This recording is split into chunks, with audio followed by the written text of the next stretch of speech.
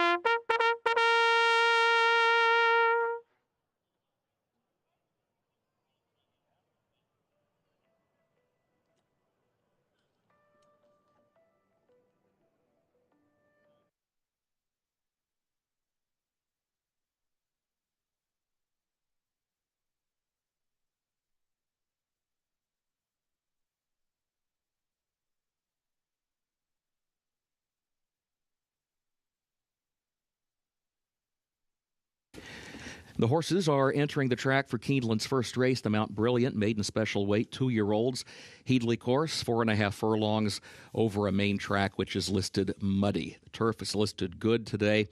First race starts the first of the day's rolling doubles and pick threes, and also the early pick 5. A reminder: scratch the 5, Baytown Anubis. 5 Baytown Anubis is a scratch. Overweight 3 Ashkenazi, the jockey 2 pounds over. Jockey change on the 6 La Pacifica. That'll be Carlos Franca. Wave the Bug, the weight 116 pounds. Post time in 6 minutes.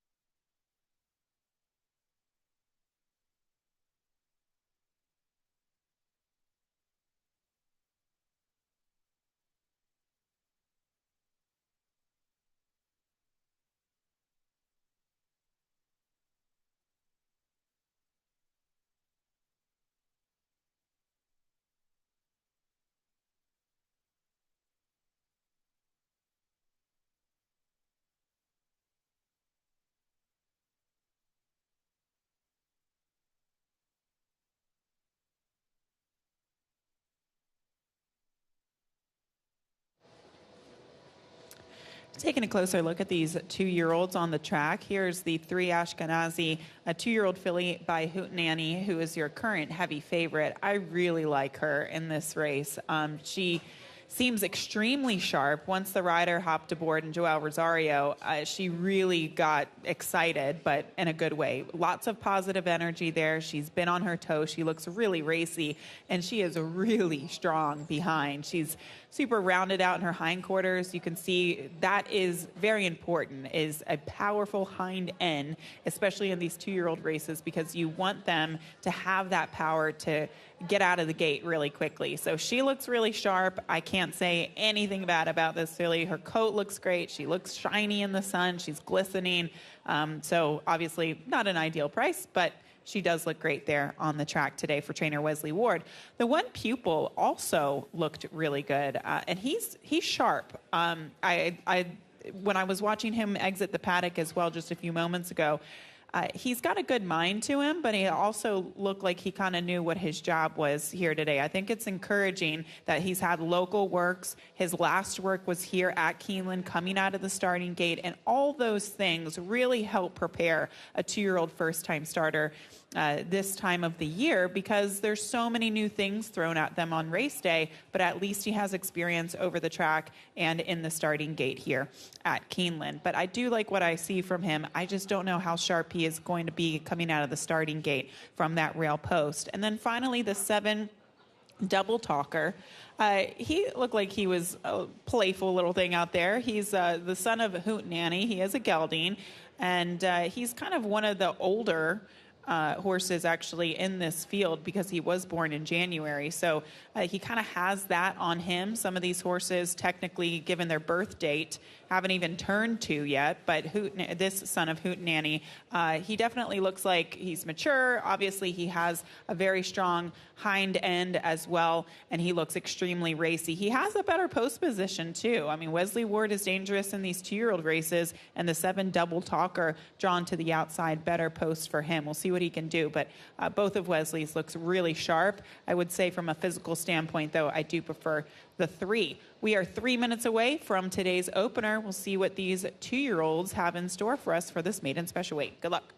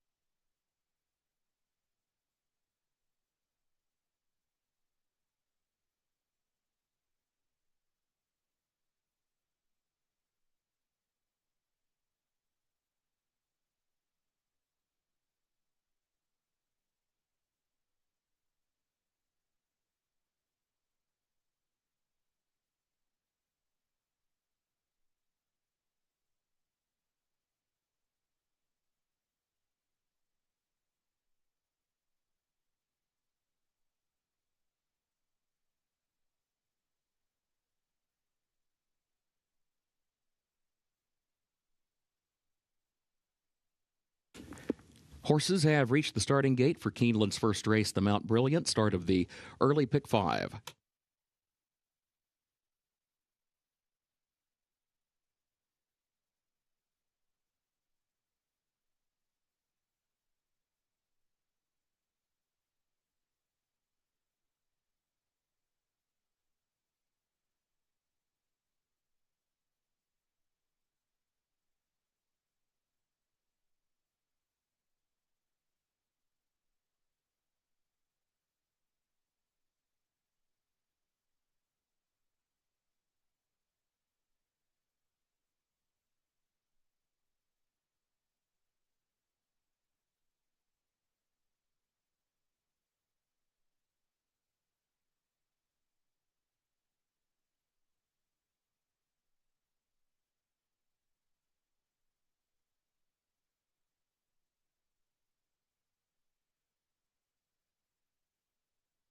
Moving into line, first race.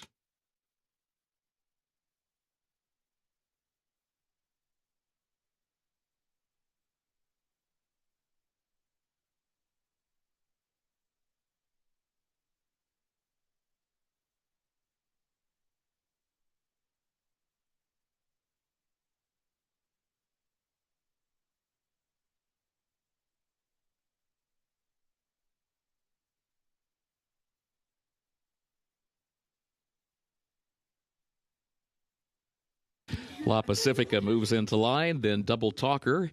Baytown Dreamer will be the last one. Here's Double Talker now coming forward.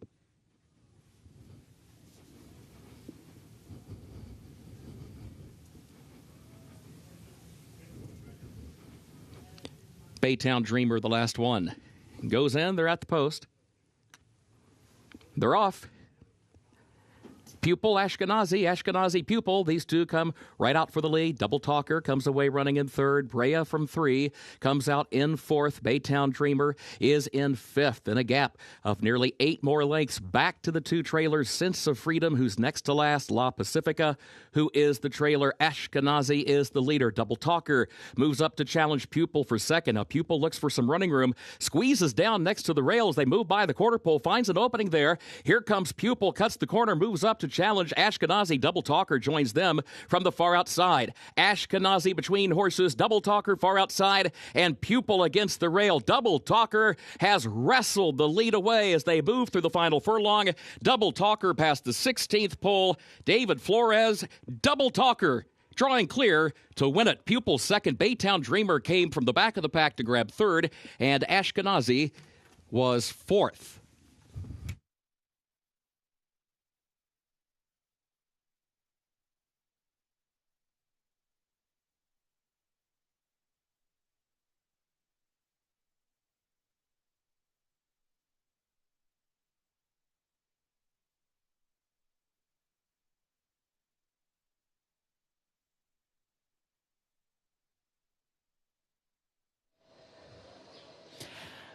Well, it's the old angle. If a trainer has 2 in the race, go with the higher priced one of the 2. And that certainly was the case here today as the 7 Double Talker gets the win at a great odds, 9-2. Wesley Ward sends out this horse.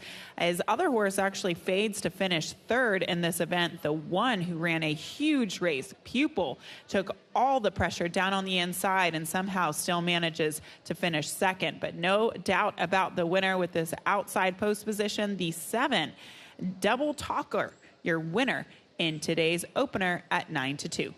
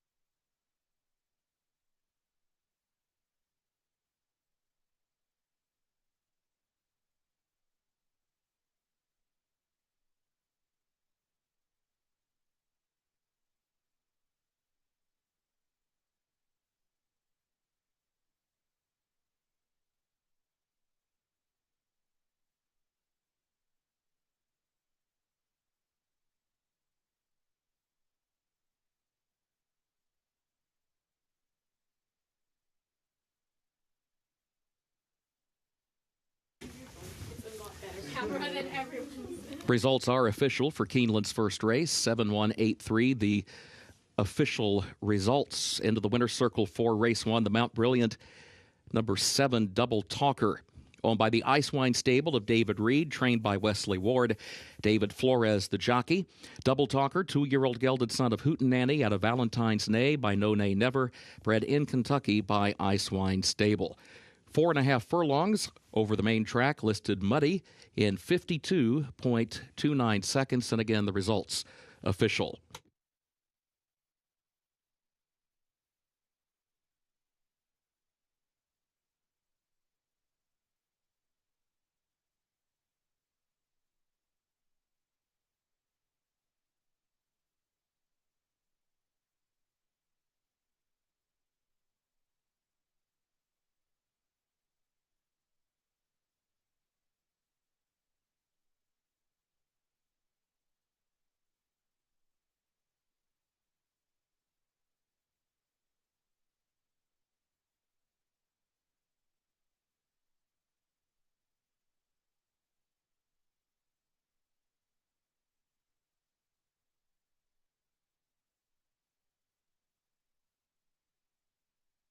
In the winner's circle, the trophy presentation for the first race, the Mount Brilliant, to the connections of Double Talker.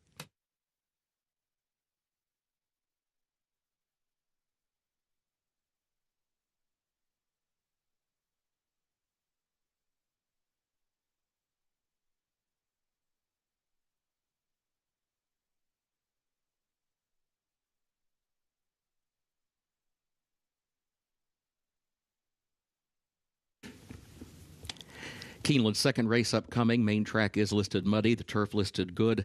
Double pick 3, early pick 4 wagering on this second race. A reminder, scratch the 5 Bay Long. Also scratch 11 Facenda. And scratch 13 American City. Jockey for the 2 Canavero, Walter Rodriguez. Walter Rodriguez, the jockey for the 2 Canavero. Jockey for the 4 On My Honor will be Irad Ortiz Jr. For On My Honor, the jockey, Irad Ortiz Jr. Also a reminder, contrary to the program, number 4, On My Honor, first time reported gelding.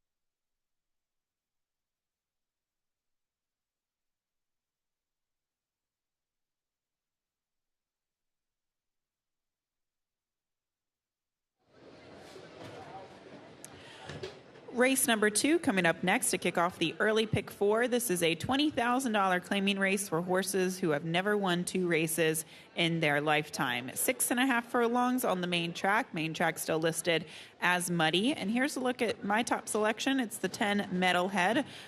First off, the claim for Thomas Malloy.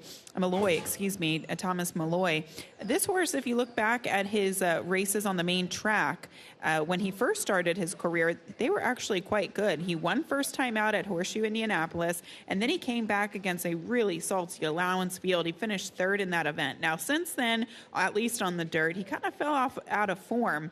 But it kind of looks like he's starting to round back into that form. He closed to finish second last time out behind a very slow pace at Turfway Park, going that 6.5 furlongs. And Tom claims him out of that race. And I just think that he's very interesting coming back to the dirt where he had some good races. And I think it's also key to keep him sprinting. The previous connections have, changed some things with him, routing him, going to synthetic, but I think this is probably what he wants to do, sprint on the dirt. So he'll be the top selection. 9-2 is, I think, a decent enough price. The number 9, No Joe, is the other horse that I wanted to use in here. First off, the claim for Alexis Clare. We've seen Alexis claim some horses, spot them really well. She's won with several down at the fairgrounds, but she's also won with a couple here at Keeneland, and this just seems like a good spot for this horse. Obviously, they've tried everything with him, not her, but previous connections, and Will Walden, sprint on the synthetic, try long on the turf, try sprinting on the turf. So he clearly is a kind of a horse that maybe hasn't quite been figured out yet, but he is fast, and I think he can use his speed to his advantage today. And then finally, the 8 Baytown Bruiser. It's just a class drop for me. We haven't seen him since May of last year. I know this is a really long layoff, but his 7 furlong race at Churchill Downs around this time last year, honestly, the 9th of May, it was actually quite good, and it was a loaded field. He was just not good enough to compete at the allowance level, but this is a big drop in class for him. It's the lowest level he's ever been at before, and I thought he was dangerous from that standpoint. Curious to see if he can show a little bit of speed. Obviously, he's been able to sit close trips, but that's been going longer distances. I hope he can be sharp off the layoff and not fall too far off of the pace today, but he certainly looks fit off of that lengthy layoff. Looks great in the paddock for the connections. We'll take a closer look at some of these horses. I think this is a very interesting race coming up next to kick off the early pick 4, kind of a tricky race as well. But we'll take a closer look at these horses and report back in just a few moments as we are 17 minutes away from race number 2.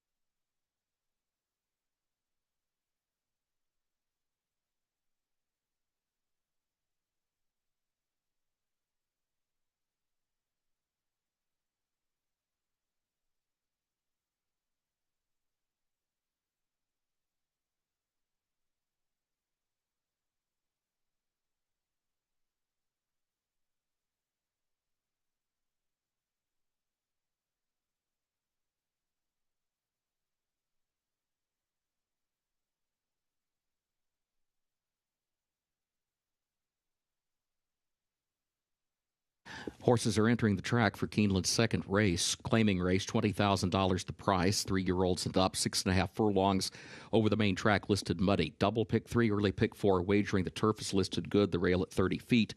In this second race, a reminder, scratch the 5 Bay Long. Also scratch 11 Facinda and scratch 13 American City. Jockey for the 2 Canavero, that'll be Walter Rodriguez. He rides the 2. Jockey for the 4 On My Honor is Irad Ortiz Jr. Irad Ortiz Jr. on the 4. And a reminder, number 4, On My Honor, first time reported gelding, post time at 7 minutes.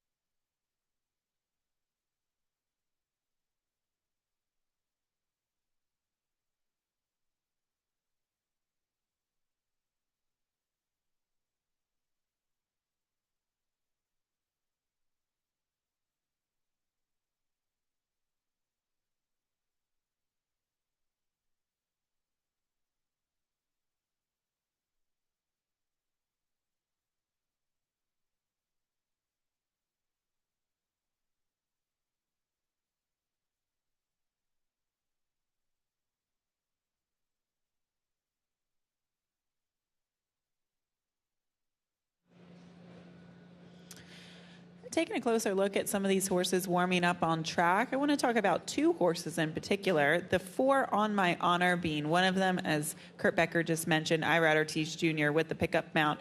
He looks really good. You can see him. He was getting a little warm in the paddock, but that doesn't bother me. He's obviously getting a really nice warm-up in. His ears are forward. He just looks like a happy horse galloping out there under Irad, getting a good warm-up, which I think is important because this horse definitely has to kind of hit the ground running once the gates open. They stretched him out in distance last time out. His only tries going long have been awful. So clearly, this is a horse that might not like the synthetic and definitely doesn't like to go long. So cutting back in distance, I think, is key. And yeah, I didn't use him in the top 3 when handicapping this race, but I definitely like what I see from him in the paddock and in the warm-ups. The 8, Baytown Bruiser, also looked great. Just really shiny, healthy coat. Again, he's coming off a long layoff. He does not look like he's coming off a long layoff. He looks plenty fit today for the return to the races. I guess maybe the question is, does he want to go a little bit longer? He definitely does have the build to suggest that he wants to go longer than this distance, but I thought he was a really interesting long shot here at 12-1. Corey Lannery to ride. Just looks like a really nice fit horse here coming in off of the long layoff.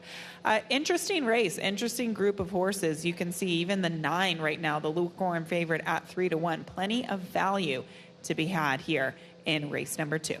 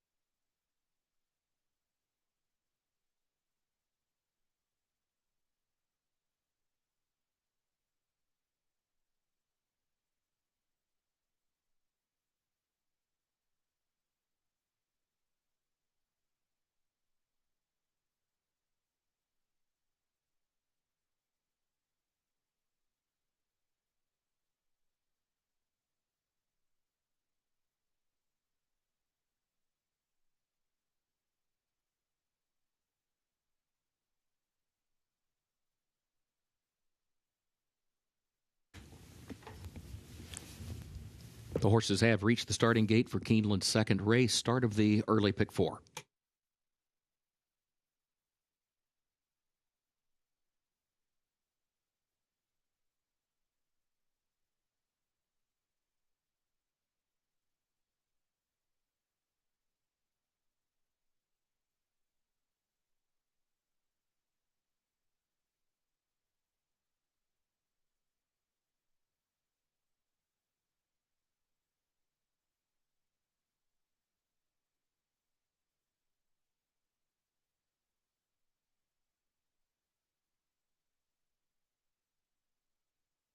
Moving into line, race 2.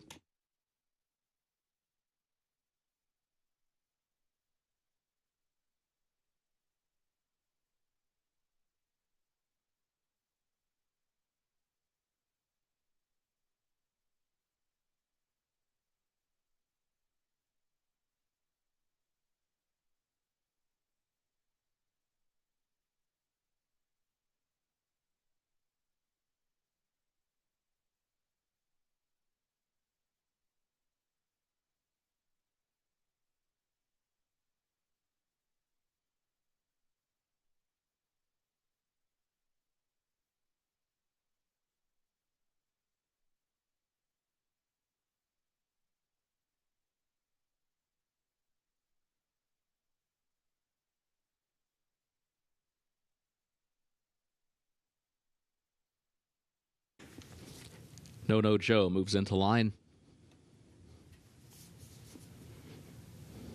Another Monarch goes in. Metalhead, On My Honor.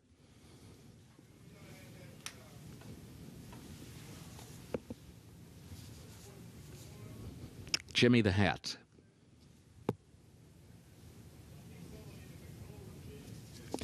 Via de la Spiga, last one.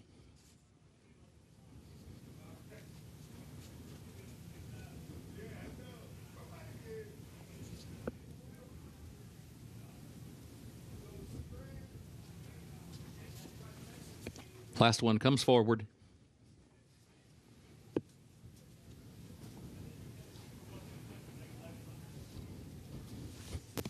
Goes in, they're at the post. And they're off. Via de la Spiga broke sharply. Baytown Bruiser has some early speed. On My Honor is right there as well. As they head up the backstretch, Jimmy the Hat will press the issue along with Canavero. Now Canavero's kicking in down to the rail. Moves up and takes the lead from Baytown Bruiser. Via de la Spiga, Jimmy the Hat, No Joe is toward the far outside, 5th to 4th. Now challenging for 3rd. Another Monarch moves up. Behind that one, threads the needle through some traffic. Metalhead going to be wide to the far turn, 5 lengths off the lead. And then Mendello, gap of 2 more lengths back to Zecca Diabo to the outside. And On My Honor against the rail at the back. 22.29 seconds the time for the opening quarter. Canavero is the leader, 3/4 of a length. No Joe second up on the outside, 3/4 of a length. Baytown Bruiser third a length. Metalhead 4th up on the outside by a neck. Another Monarch tries to move up the rail, 5th to 4th to 3rd. Still 4 lengths off the lead. Mendello has to go wide center pack. They're turning for home past the quarter pole. No Joe to the outside. Canavero to the inside. No Joe has the lead. No Joe by a length and a half, by 2 lengths now. As another Monarch kicks in down to the inside, and Metalhead runs from far back into 3rd, still 6 lengths from the lead of No Joe past the 16th pole. Another Monarch is second down toward the inside, and then Mendello and Metalhead. No Joe in front. No Joe, Jose Ortiz to win it. Another Monarch was home second, close for 3rd, Metalhead or Mendello.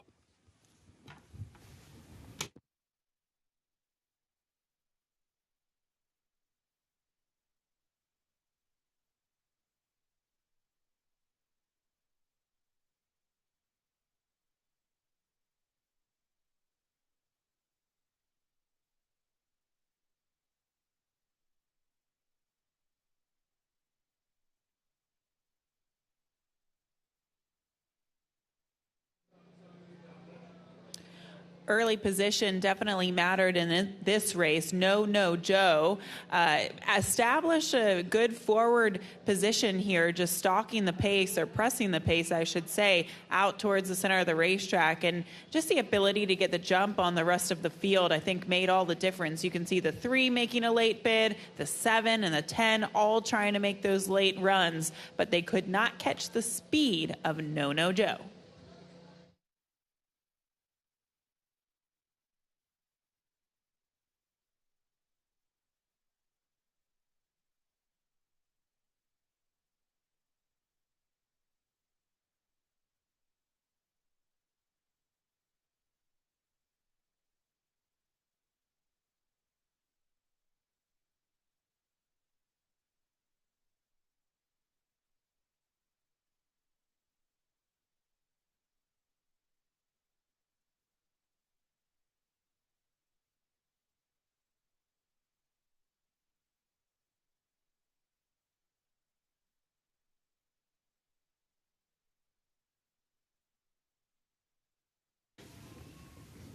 The unofficial results of Keeneland's second race: number 9, No No Joe, was first. Number 3, Another Monarch, was second. Number 10, Metalhead, third. Number 7, Mendello, fourth. 9-3-10-7 unofficial.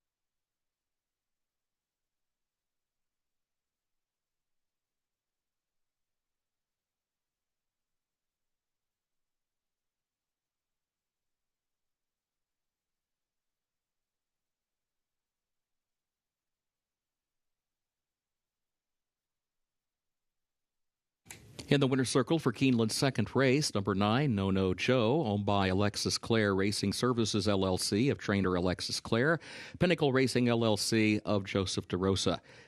Jose Ortiz, the jockey. No No Joe, 5-year-old gelded son of Exaggerator out of Seductive Charm by Macho Uno, bred in Kentucky by Nick Hanna, Ramsey Rahib, and Joe McDougall. 6.5 furlongs, 1 minute, 17.67 seconds.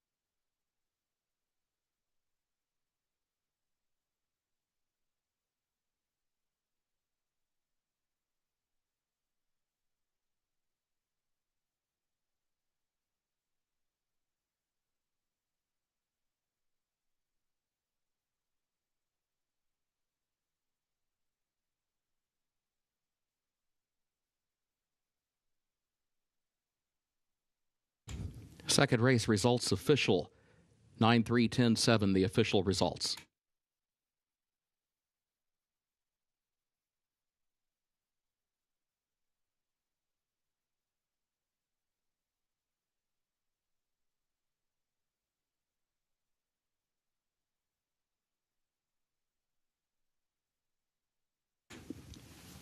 Keeneland's third race upcoming. Scratch the 2, Lila Renee. Number 2, Lila Renee, scratched. Main track listed muddy, turf listed good.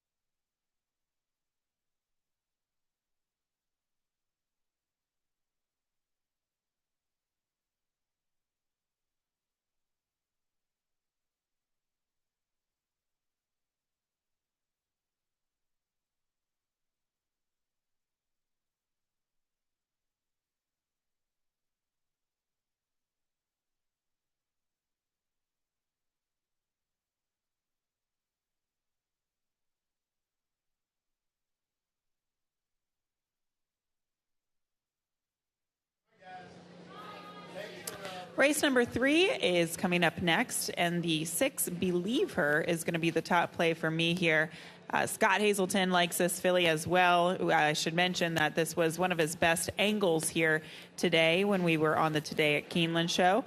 She just looks like she is an improving sort. I mean, obviously off of the layoff last time out, she ran huge. It was her best race to date.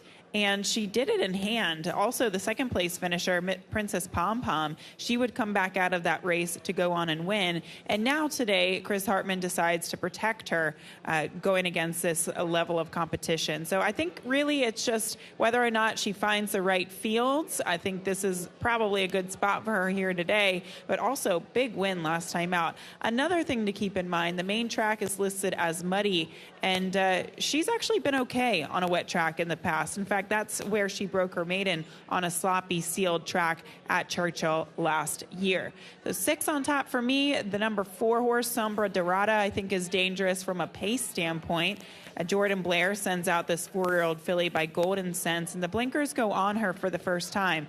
She was the beaten favorite last time out. It kind of took a little bit of a different approach in that they rated from off of it. And when it was, by the time she got to the finish line, she just didn't seem like she wanted to kind of pass those horses. So she lost, finished third by a half length as the favorite. But I think with the blinkers on and judging by the speed that she's capable of, I think she's just got to go and hopefully never stop here. Nice price at 4-1. And then finally, the 8, Carolina Candy, will be the third selection for me for trainer John Ennis. Comes in off of a win last time out, where she beat $15,000 claimers by over 3 lengths. I just liked this improved speed that she showed. Obviously, she's been able to show speed in the past, but with this outside post position and speed, I think she could sit a good trip against this field today at 5-1. But it's a competitive group. Obviously, with one of the scratches in here, scratch the 2, it's a 7-horse field, but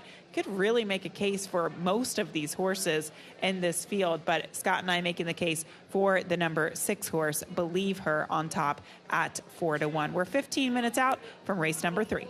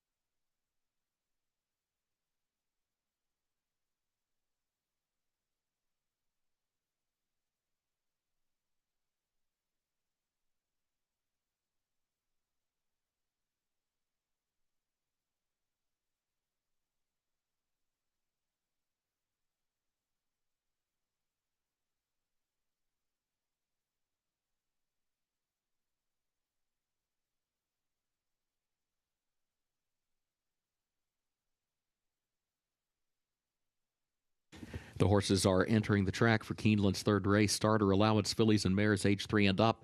6 furlongs over the main track, which is listed muddy. Scratch the 2, Lila Renee. Number 2, Lila Renee scratched. Double and pick 3 wagering here. Main track is muddy. The turf good. Post time at 8 minutes.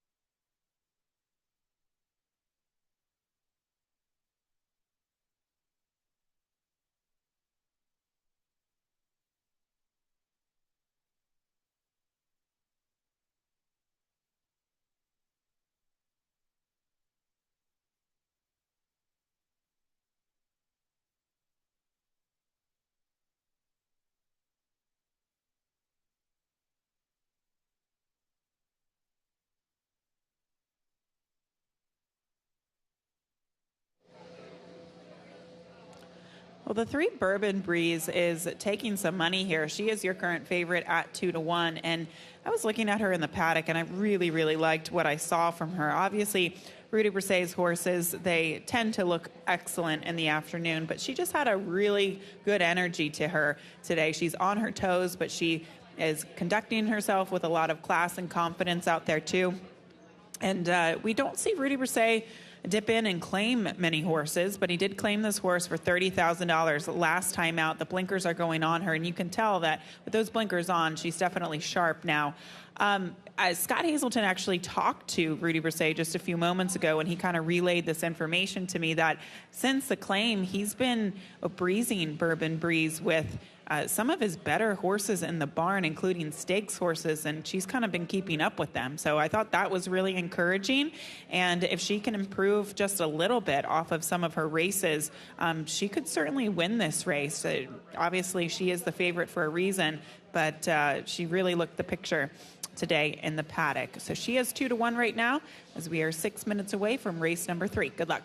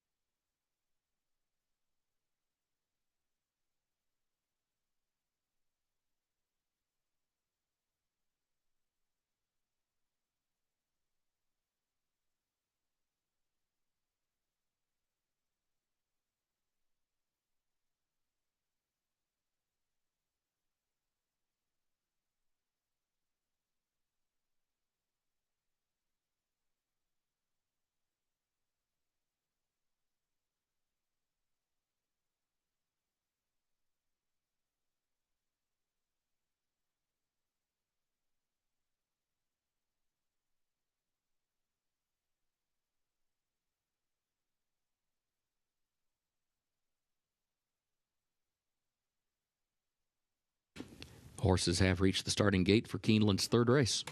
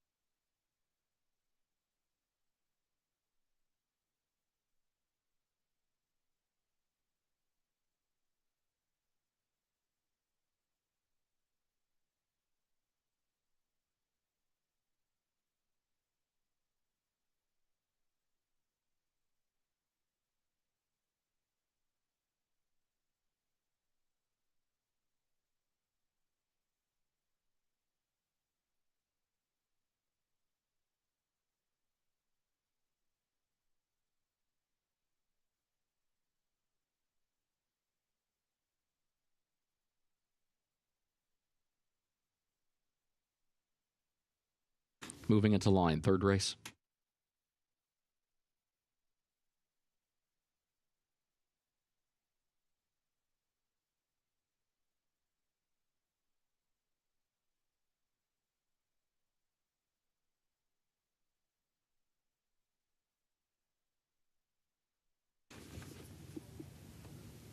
Sombra Dorada and Beach Bunny move into line. Carolina Candy, the last one, walking up. Going in. They are at the post. And they're off. Carolina Candy comes out for the early lead. Sombra Dorada right there. Believe Her and Gold Del Mar in between horses. And then comes Open Soul Autism, who kicks in down to the inside. Sombra Dorada has the lead, though. Gets over to the rail, clear with the lead. Has it by almost a full length, but now has some mild pressure from Gold Del Mar, who's second up on the outside. Carolina Candy far outside is third, 2 lengths off the lead. Open Soul Autism is fourth. Believe Her is now in fifth position. Bourbon Breeze is sixth, and Beach Bunny last to the 7:22.02 seconds the time for the opening quarter. Sombra Dorada, Gold Del Mar, Carolina Candy swings up on the outside. Those are the top three, separated by 3 lengths now. Off the far turn as Sombra Dorada has the lead by just 1 length over Carolina Candy as they turn for home. Open Soul Autism looks for some running room down to the inside. Moves up third, but well behind the leaders. Front pair side by side into the final furlong. Carolina Candy outside, Sombra Dorada to the inside. Then a gap of 5 more lengths back of that pair to Bourbon Breeze as they run through the stretch. Late charge here. Bourbon Breeze is going to win. Bourbon Breeze mows them down in the final furlong.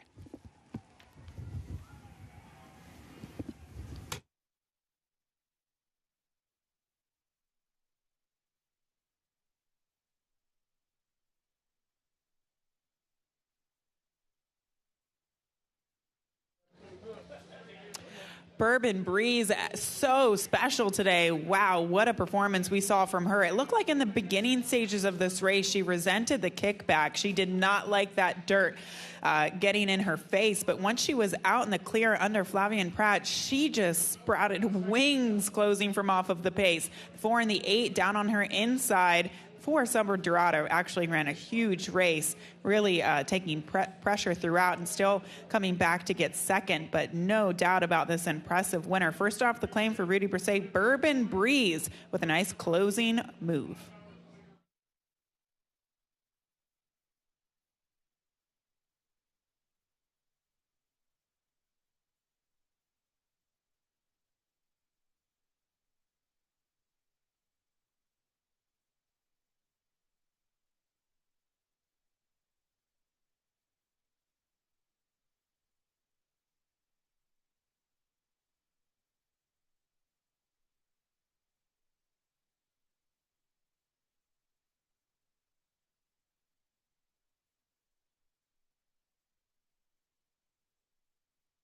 Unofficial results of Keeneland's third race. Number 3, Bourbon Breeze, finished first.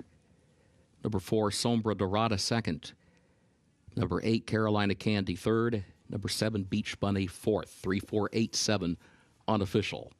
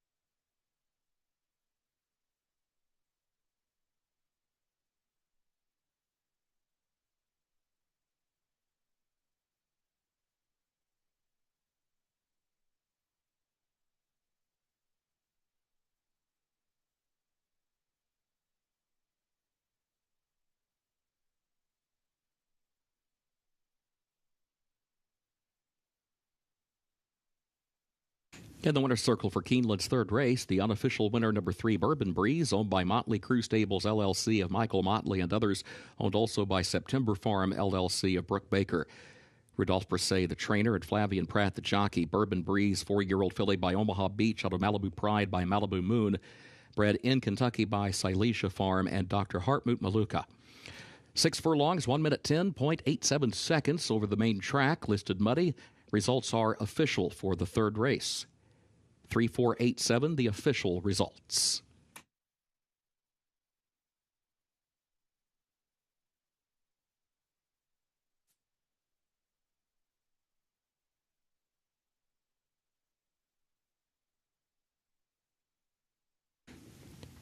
Keeneland's fourth race upcoming. The turf listed good. The rail at 30 feet today. Double and pick 3 wagering started the pick 6 with that $45,000 carryover.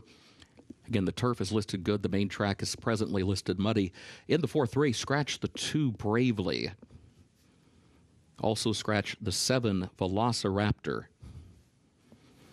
Scratch the 8 Proton Spirit. Scratch the 9 Insubordination. Also scratch 13 Wind Talker and 14 Gearing Up. Jockey for the 5 Sustainability, James Graham. 5 Sustainability, James Graham, the jockey. 11 Cortina draws into the race. Likewise, the 12 Natural Rights draws into the race. The jockeys as programmed.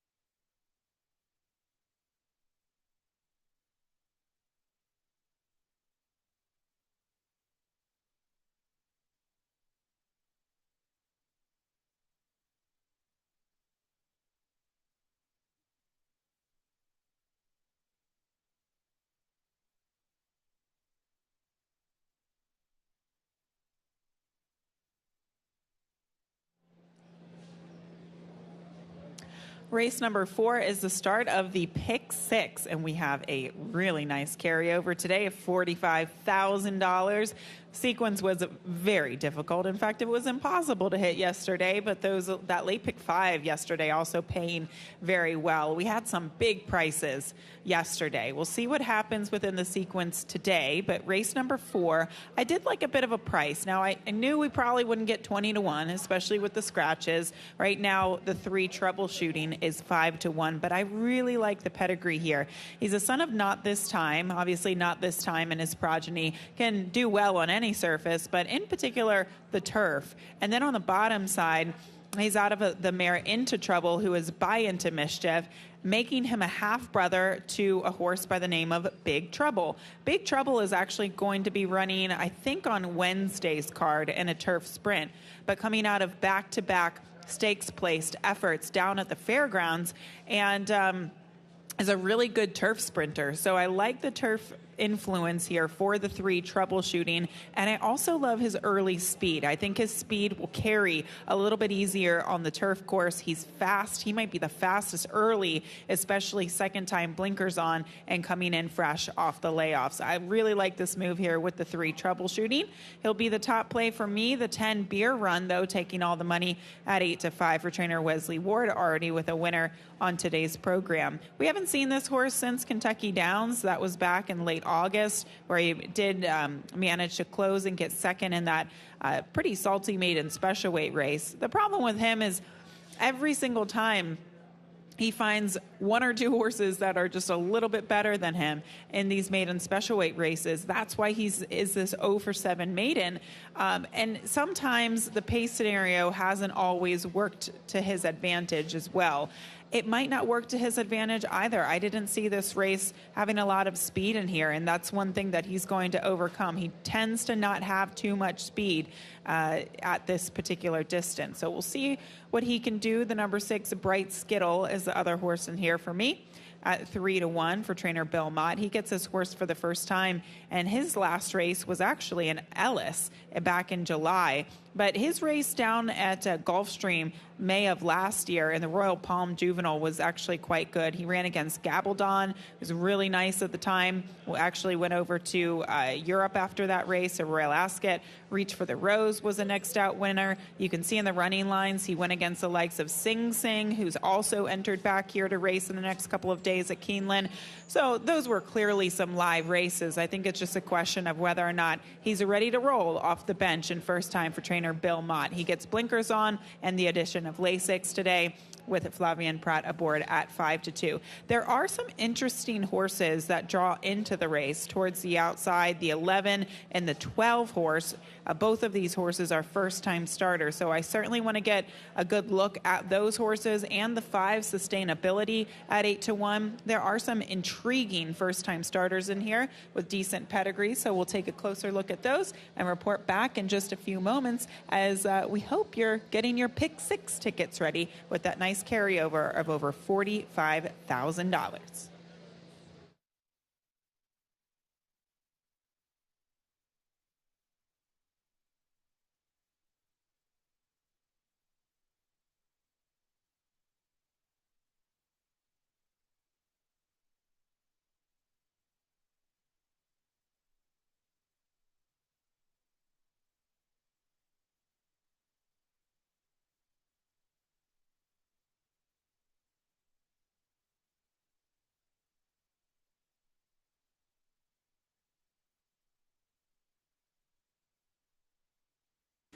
At Keeneland, please note the condition of the main track has been upgraded to good. both the main track and the turf now listed good.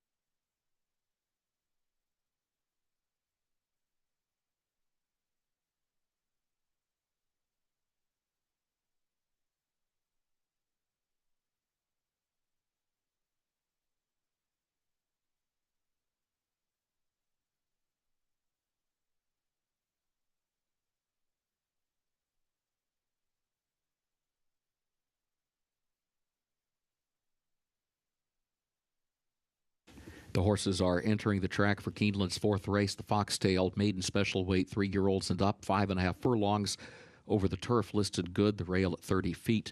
Both the main track and the turf now listed good. Double and pick 3 wagering started the pick 6 with a $45,000 carryover. Scratch number 2, Bravely. Scratch the 7, Velociraptor. Scratch the 8, Proton Spirit. Also scratch 9, Insubordination. Scratch 13, Wind Talker, and 14, Gearing Up.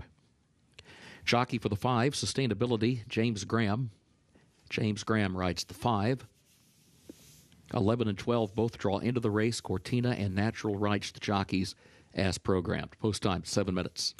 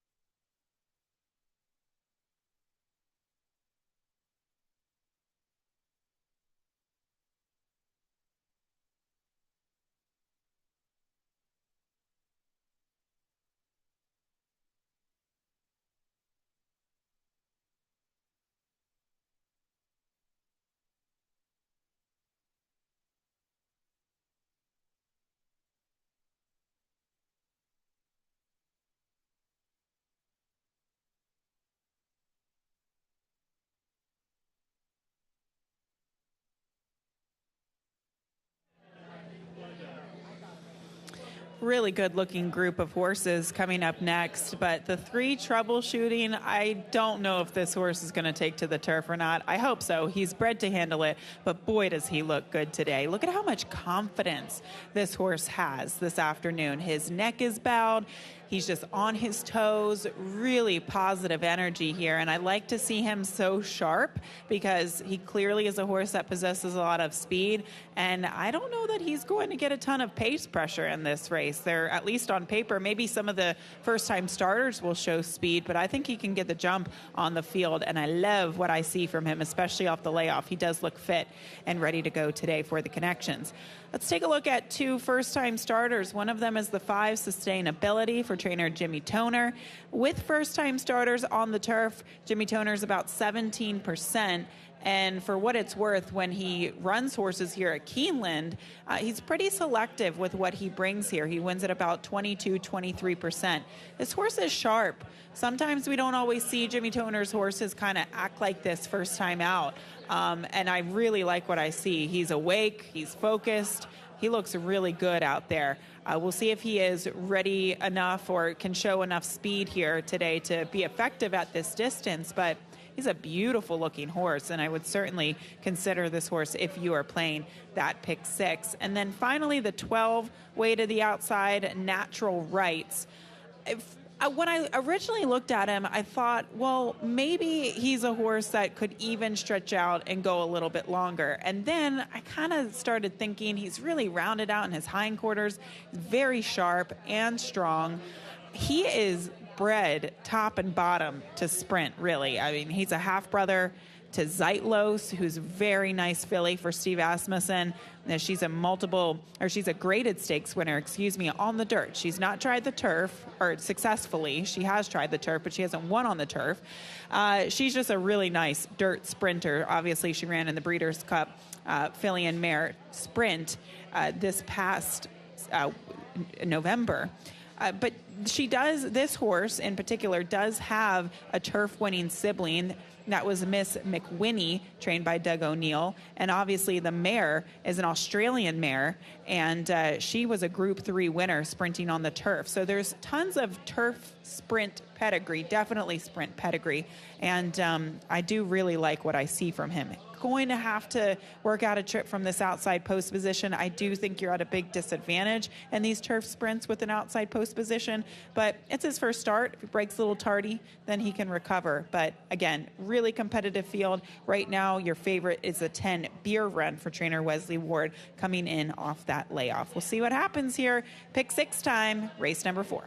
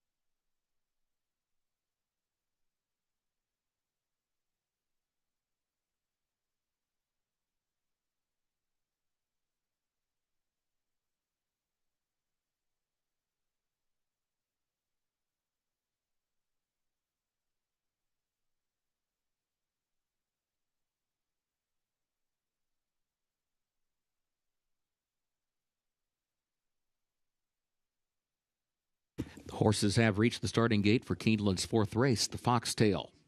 Start of the pick 6. Main track and turf both listed good.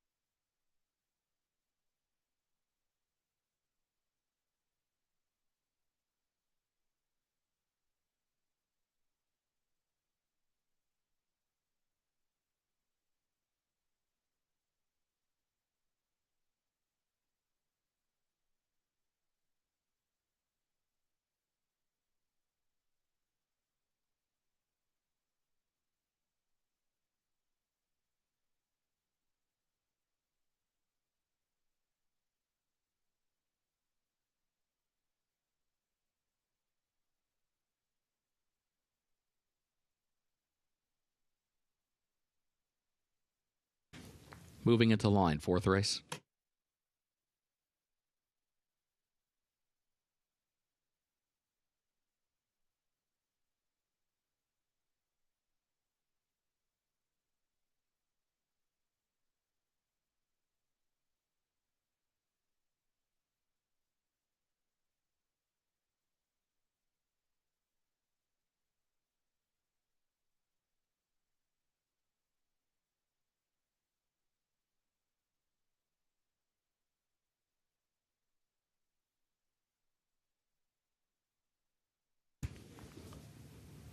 Fling Ready comes forward.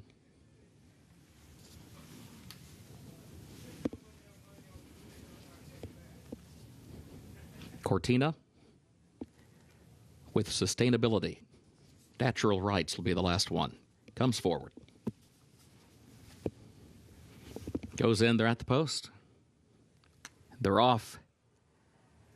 There goes Beer Run from the far outside. Bright Skittle a step quicker, though, and Troubleshooting is there toward the inside, away running in the third position. Bright Skittle gets to the lead, starts to slide down next to the rail, leads it by a length. Beer Run second ahead, Troubleshooting third, a length and a half. Cortina goes fourth up on the outside as they enter the far turn. Fling Ready is fifth back toward the inside. G. Braun is sixth. Natural Rights is seventh upon the outside. Sustainability last of the eight, opening quarter 22.46 seconds. Midway on the far turn, Bright Skittle leads it by just one length. Beer Run outward from the rail, a length and a half away now, and second by just a neck. Troubleshooting third to the inside of that one. 3 more lengths. Cortina is fourth. Another 3 back to Natural Rights, who's 8 lengths from the lead. The leader, Bright Skittle. Here's Troubleshooting closing ground there on the outside, and then Beer Run far outside is third. Troubleshooting from between horses pokes ahead in front. Bright Skittle is now second to the inside, and Beer Run is third. Bright Skittle still fighting on inside of Troubleshooting. Troubleshooting has the lead, though. It is Troubleshooting. Edgar Morales and Troubleshooting to win it by a length on the line. Bright Skittle second, Beer Run third, Natural Rights fourth.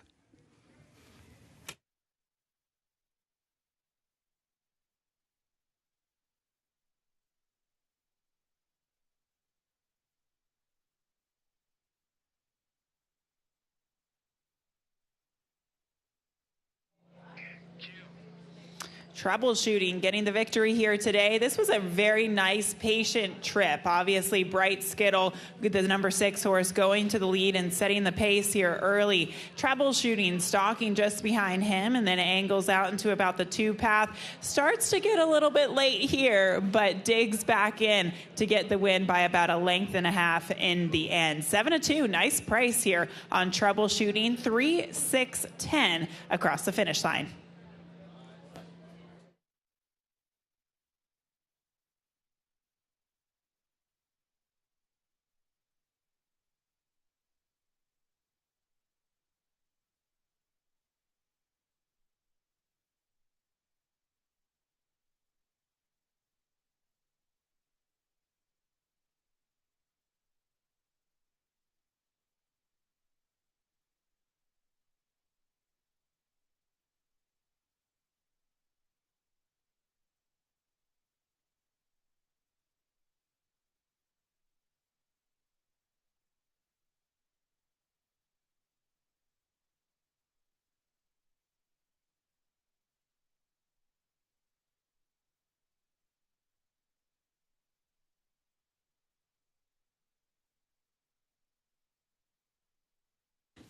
Unofficial results of Keeneland's fourth race. Number 3, Troubleshooting, was first.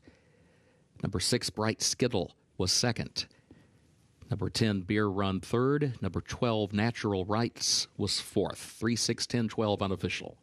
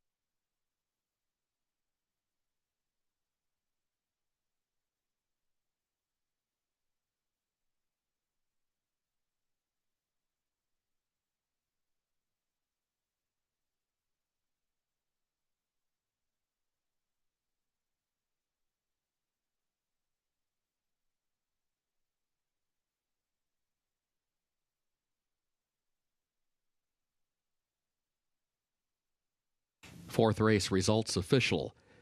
3, 6, 10, 12, the official results.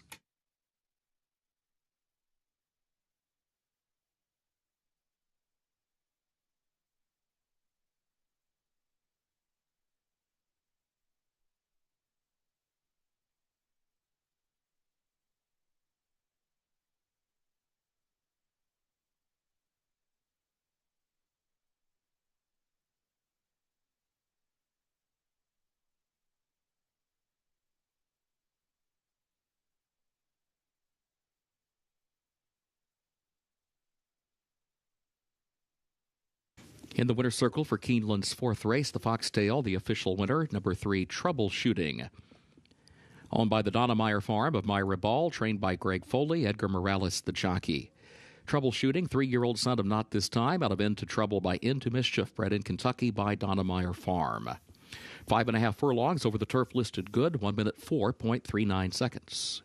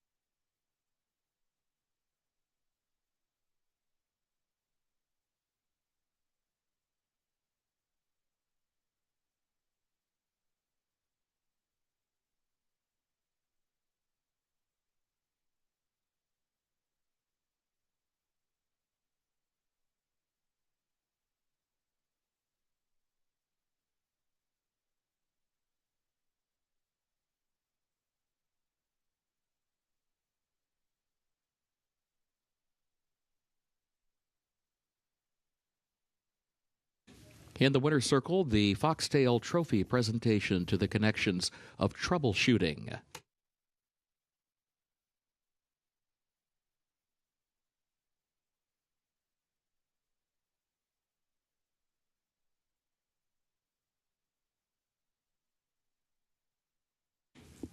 Keeneland's fifth race upcoming, double and pick 3 wagering start of the late pick 5. Main track listed good, turf listed good as well. Race 5 will finish in the short stretch at the first wire. In race 5, scratch number 5, Always Above. Also scratch the 8, Wistucky. Scratch the 9, Tango Mike Mike. Also scratch 13, Hope Joe's Right. Also scratch the 15, Ragel. And scratch 16, Diomedes. Jockey for the 1, Indy Charges On, Sophie Doyle. Number 1, Indy Charges On.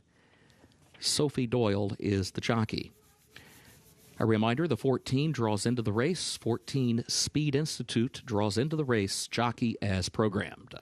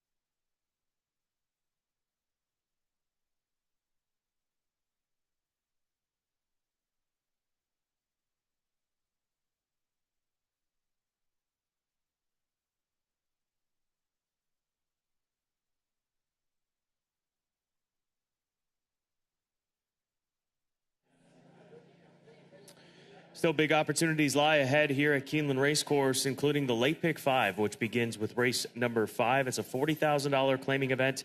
Non-winners of 2 lifetime 3-year-olds and up, and they'll be going a mile and a 16th. Short stretch, first wire finish here at Keeneland in race number 5. Smart Mo, 4-5 right now for CRK Stable and trainer Peter Urton. They had a winner yesterday with Dr. Park, who was impressive as an odds-on favorite. And they're going to turn loose a likely odds-on favorite here today. I would imagine he'll settle at 4-5 or even money, somewhere in that range, once we get down to post time in 19 minutes. But here's a gelding that has spent some time here in Kentucky, obviously, training over at the training center and recent works here at Keeneland Racecourse, and drops down in class. That's obviously the biggest angle. His form in Southern California, when racing at Santa Anita for trainer John Sheriffs, he was running against some pretty difficult company, to say the least. He ran in a few stakes races a couple of years back, but if you look at his allowance races in the spring and summer of last year at Santa Anita and at Del Mar, he ran into Midnight Mammoth on the 27th of May, who would turn into a graded stakes winner for trainer Craig DeLassy, and then he caught in his final race in Southern California Full Serrano, and that was Full Serrano's first start in the United States. Now, Full Serrano would go on to run a bang-up second in the Pacific Classic and won the Grade 1 Breeders' Cup Dirt Mile. So difficult competition that he was running against. He comes to Fairgrounds, runs an okay 5th. They try him long on the synthetic at Turfway Park. Doesn't quite work out. Now's the time to drop him in class. They've given him ample opportunity in switching venues and things of that nature, but he really does look like the one to beat in this race if you're looking for the single horse to key in on, if that's your approach here in wagering with race number 5, or wagering in race number 5 here at Keeneland Racecourse. So the drop in class, one of the simplest angles that we utilize time and time and time again, coming out of tougher races, dropping down, finding easier competition, and that's exactly what Smart Mo is doing here this afternoon. The rail horse, the number 1 horse, Indy Charges On, for trainer Chris Davis. He broke his maiden for 15 last time out at Turfway, showed a big response in start 2 of his career. Obviously, that's a prime example of the drop in class angles that we utilize so often, coming out of a tougher maiden race back in December and then dropping in for 15. He scores, he got Lasix, he got blinkers. They were doing a lot of changing with this horse. They run him back for 40, so this is not by any means, this is not a jump up in class clearly in facing winners for the first time, but this is a spot in which I think you've got to respect this horse at odds of 8-1, with Sophie Doyle picking up the mount on Indy Charges On, because he did show so much improvement in that race for maiden 15. So he's going to have to continue on that upward trend, it appears. Maybe that type of effort will go and be good enough to win here today. He's got dirt pedigree, the Illinois-bred son of Take Charge Indy, but he's my second choice at a good price of 8-1. And then the 6-horse Golden Plate for Johnny Ortiz. It's been a while since we've seen him, 10 months. Last raced on the 23rd of May over at Churchill Downs.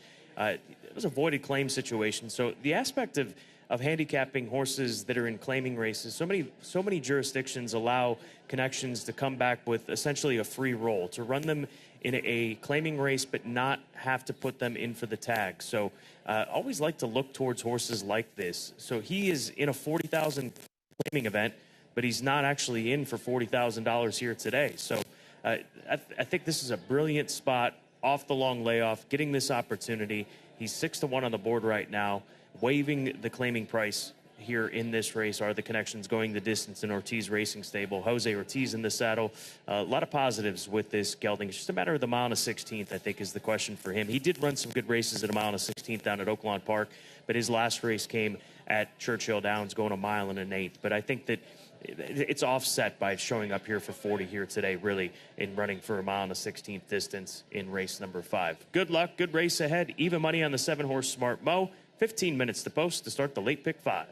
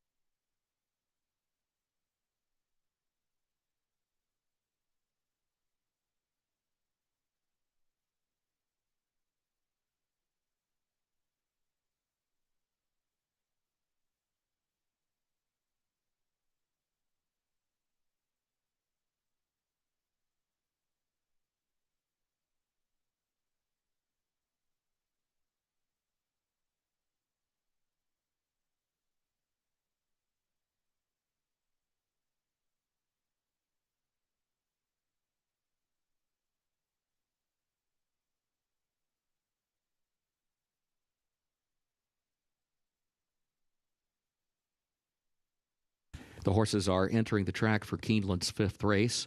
Double and pick 3 wagering and start of the late pick 5. Main track is listed good, and the turf is also listed good. Race 5 will finish in the short stretch at the first wire. Scratch number 5 always above. Scratch the 8 was Tucky. Scratch 9 Tango Mike Mike. Also scratch 13 Hope Joe's Right. And scratch both 15 Regel and 16 Diomedes. Jockey for the 1, Indy Charges On, Sophie Doyle. Number 1, Indy Charges On, Sophie Doyle, the jockey. 14 draws into the race. Speed Institute, number 14, draws in. Jockey as programmed. Post time at 7 minutes.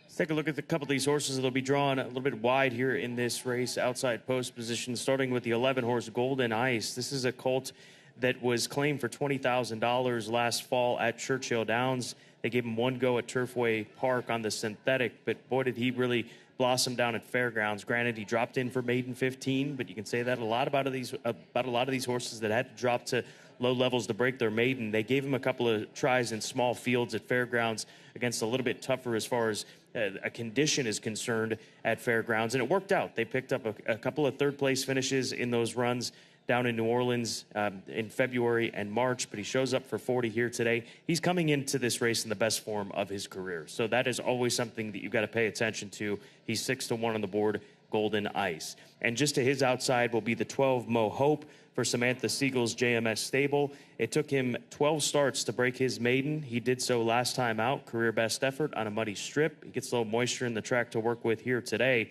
It was an off-the-turf race in which he broke his maiden, but there's a lot of folks that prescribe to the angle of the light bulb angle, where it may take 10 or so starts for a horse to break their maiden, and then they're able to go back to back and just keep going. So keeping that light bulb on. We'll see if Brian Hernandez Jr. can get some forward position from this outside draw on the number 12 horse, Mo Hope. 5 minutes to post. Late pick 5 pulled just shy of $200,000. Will grow substantially over the course of the next 4 minutes. Get involved. Race 5, Keeneland.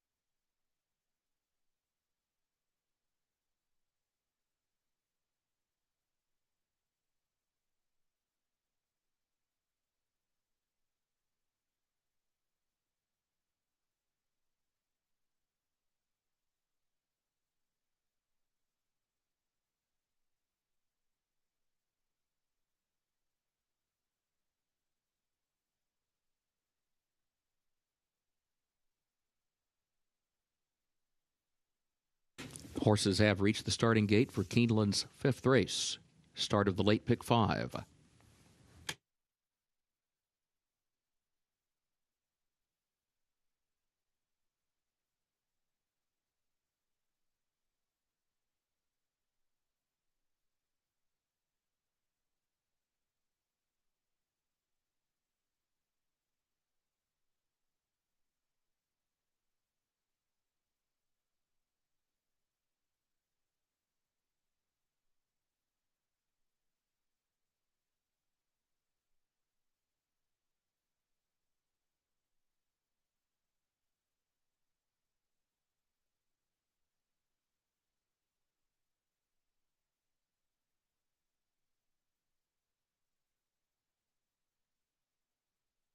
Moving into line, race 5.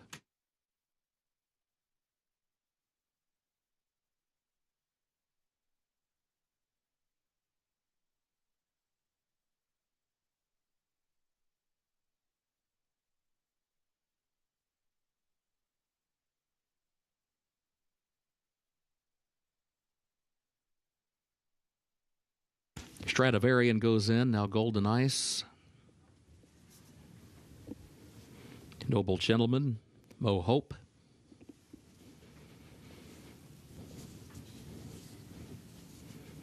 Golden Plate. Speed Institute, the last one.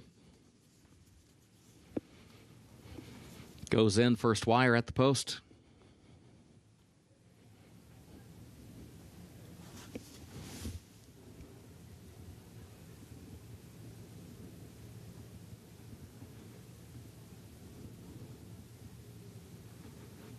Noble Gentleman fractious in the gate.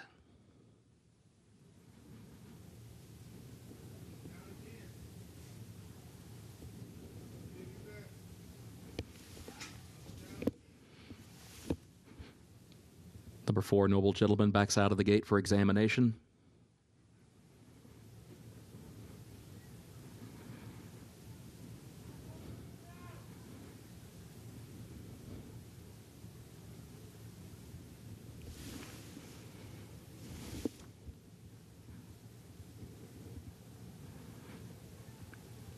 The others now being backed out of line as well. Update in a moment.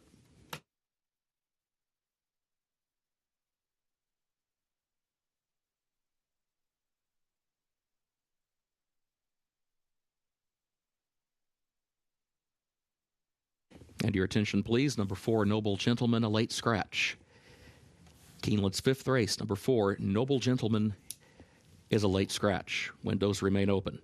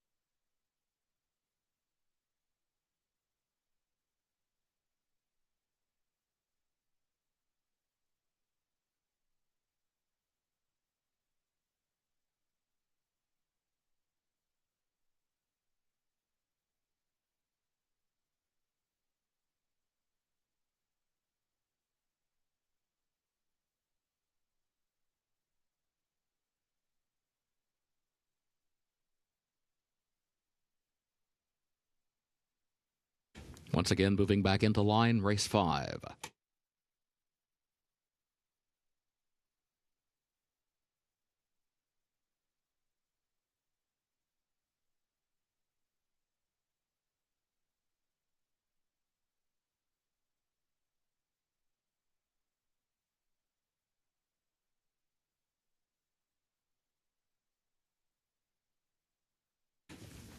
Golden Plate goes in.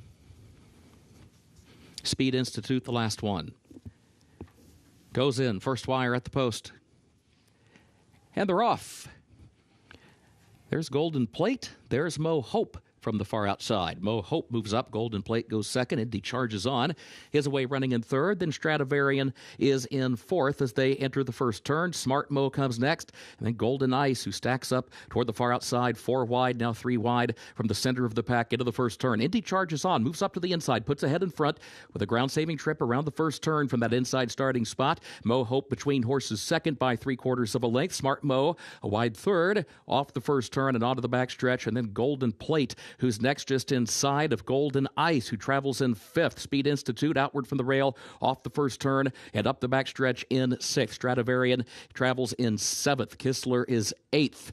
And Mugatu last of the 9, 23.74 rather for that opening quarter. Midpoint of the backstretch. The battle continues up front. Mo Hope between horses. Indy charges on to the inside. Smart Mo is there to the far outside. Golden Plate fourth back toward the inside. 2 lengths off the leader to the far turn. Golden Ice is fifth on the outside of that one. 47.49 was the time for the first half mile. Indy charges on to the inside. Has a head in front as they come toward the quarter pole. And Mo Hope is still there and still fighting on. Now pokes ahead back in front as they move for the top of the short stretch. Smart Mo was wide around the turn, lost some ground in third, now nearly 5 lengths off the lead. Golden Plate, then Golden Ice, top of the lane. And here is Mo Hope for the lead from Indy charges on, who's now second toward the inside in the final furlong. It is 5 more lengths back to Smart Mo. Indy charges on, is fighting back to the inside of Mo Hope. Indy charges on, Mo Hope, then Golden Ice and Smart Mo. It is Mo Hope from the outside trying. Mo Hope gets up for Brian Hernandez Jr.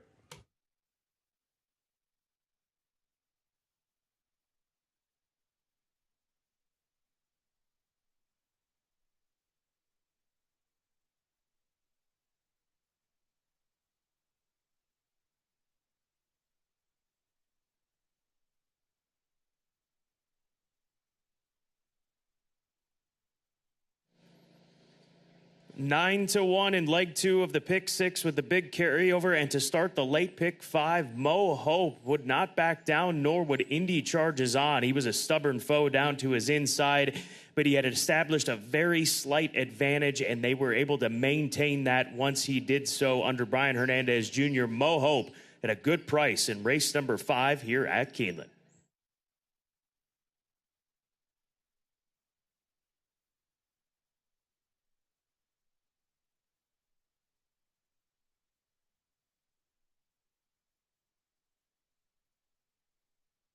Photo for the win. Hold all tickets.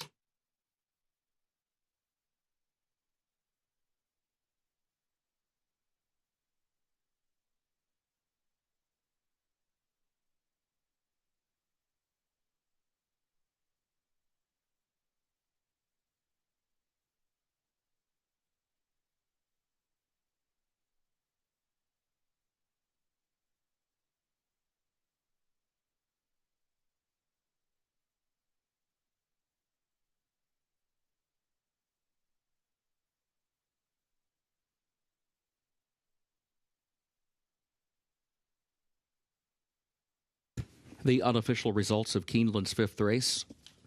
Number 12, Mo Hope, was first. Number 1, Indy Charges On, was second. Number 7, Smart Mo, was third. The 11, Golden Ice, fourth. 12-1, 7-11, unofficial.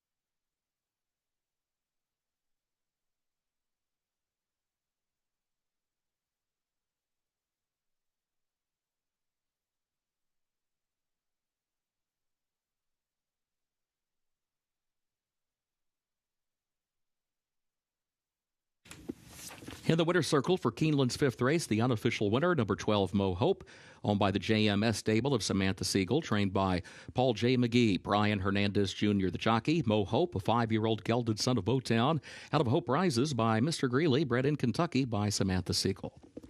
144.07 for the mile and a 16th over the main track, listed good.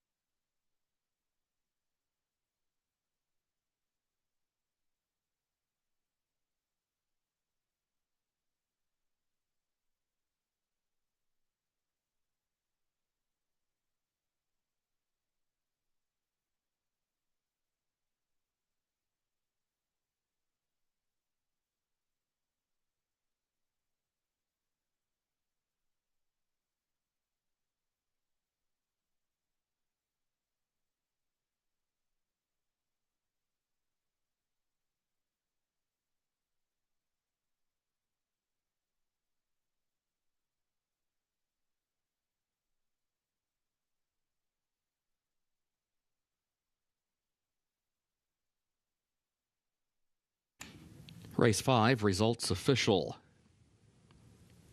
12-1, 7-11, the official results.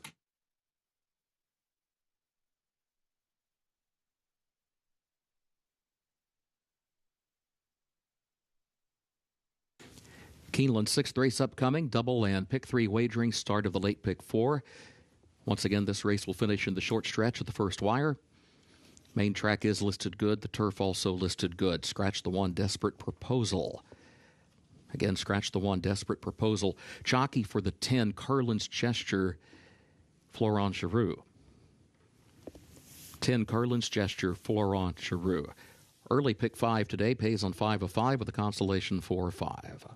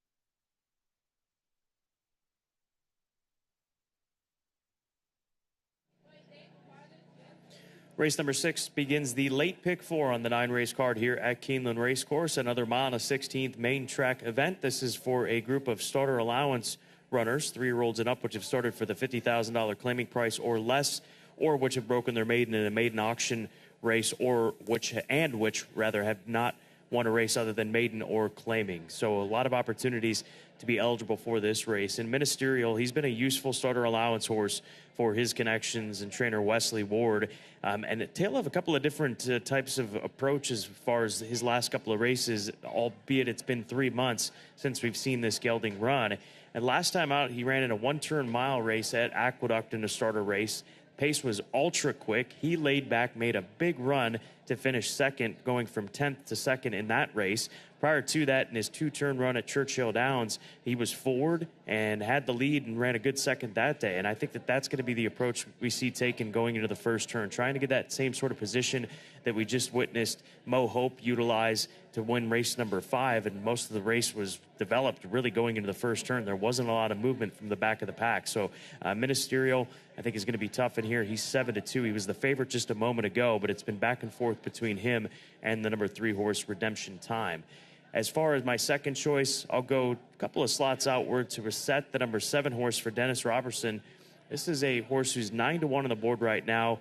Gelding by Blame gets back on dirt. His last couple of dirt tries were solid. He was a winner last time out in a starter race at Turfway Park at a price of 11-1. So in good form. His race 2 starts ago just was too far. They went a mile and a quarter, so mile and a 16th, mile and an 8th.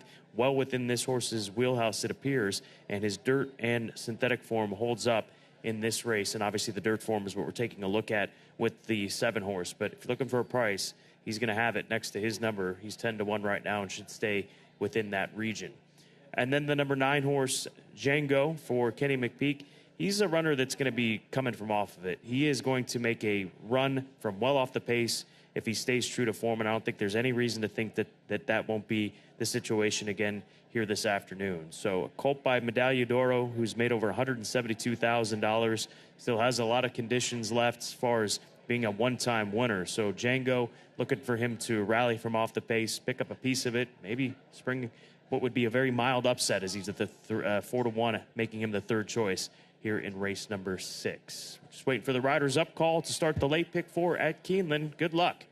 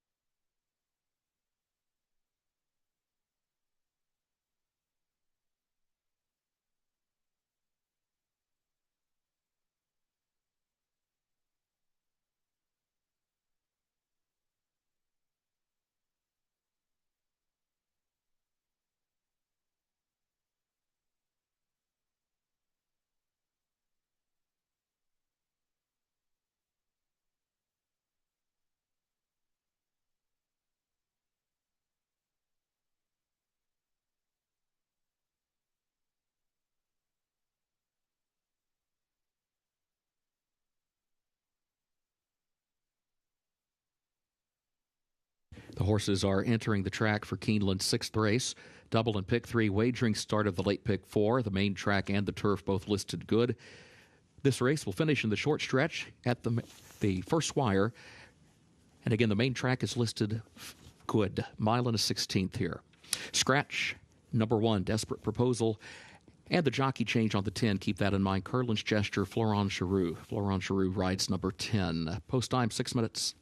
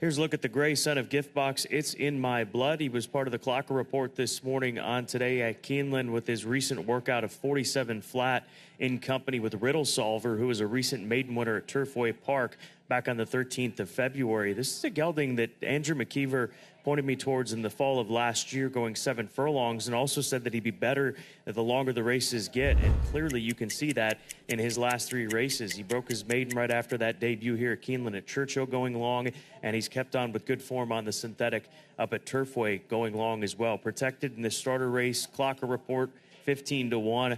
A lot of reasons to like It's in My Blood. We move along here in this conversation to the number 3 horse. That is Redemption Time for Kent Sweezy. He has been the favorite. He's been second choice. He's now established a pretty clear favorites role at 5-2 versus Ministerial, the number 5 horse. But he's 0 for 2 here at Keeneland Racecourse. He was 7-2 on the morning line. It's been a little bit of time since he's last won. I guess it's just 4 starts back at Churchill when he won for 50. But they continue to protect him, and we'll see how he fares going a mile and a 16th distance here this afternoon, sitting at odds of 5-2.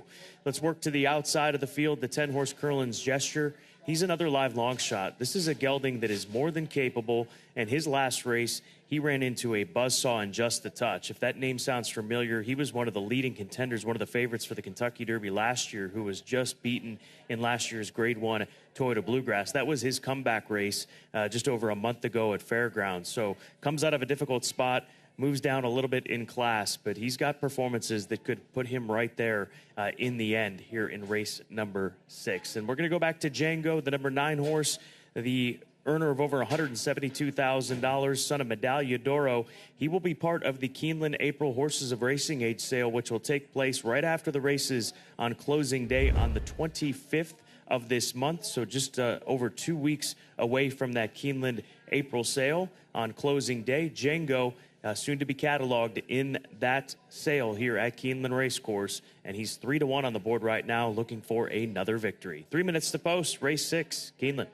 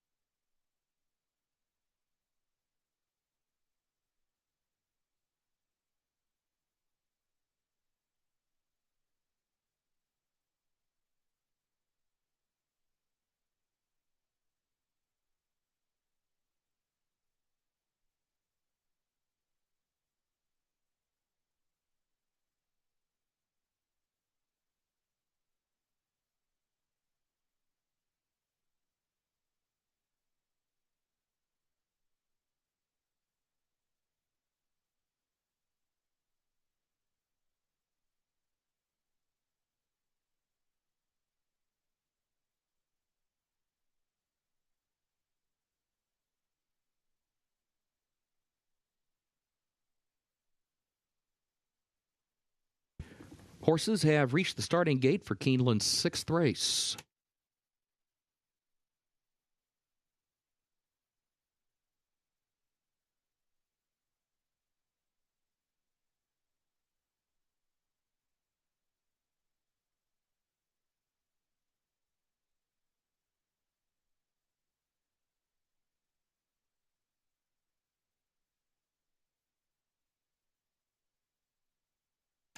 Moving into line, race 6.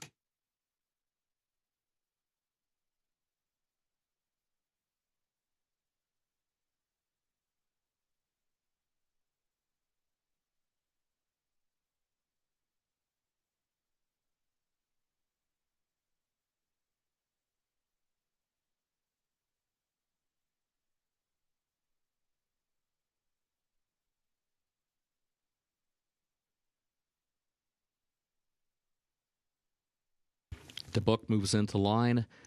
Django. Ministerial goes in.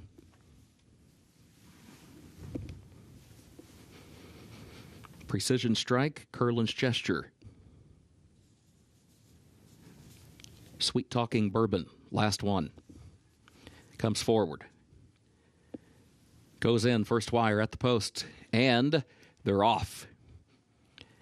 It's In My Blood from the inside. There goes Curlin's Gesture from the outside. DeBook is up close. Ministerial right there in between horses as well as they head for the first turn. DeBook, a lane off the rail, moves up for the lead. Ministerial is alongside, though, in second. As they swing around the first turn, It's In My Blood is in third. Back toward the inside. Curlin's Gesture is 3 wide. Center of the track in the 4th position.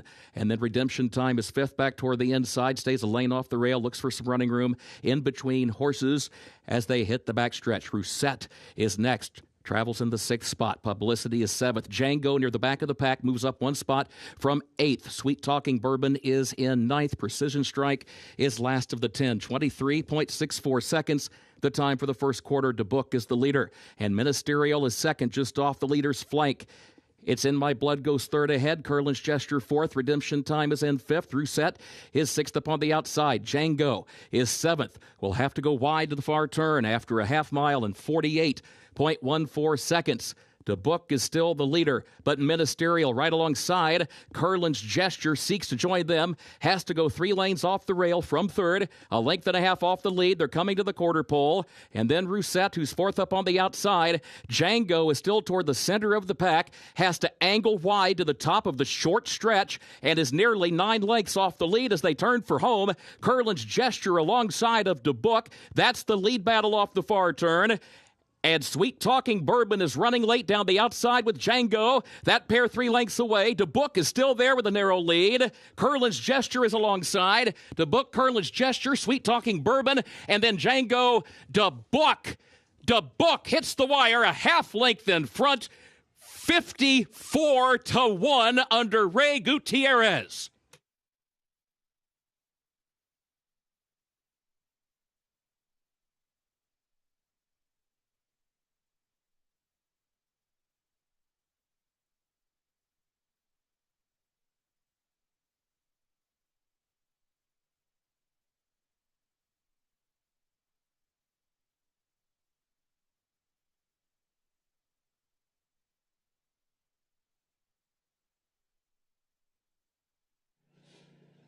You want to talk about shaking up this pick 6 on a carryover day? It is DeBook, aggressively ridden by Ray Gutierrez, who's so good at that, and he took pressure throughout most of this race from Curlin's Gesture, who was hanging with him, but in the end, DeBook, a $100 winner in race number 6 to start the late pick 4 at Keeneland Racecourse, and again, really turned this pick 6 over, and we'll see how it is moving forward into the final few legs and final 3 legs of the pick 6 here at Keeneland Racecourse. 54-1 on DeBook at Keeneland.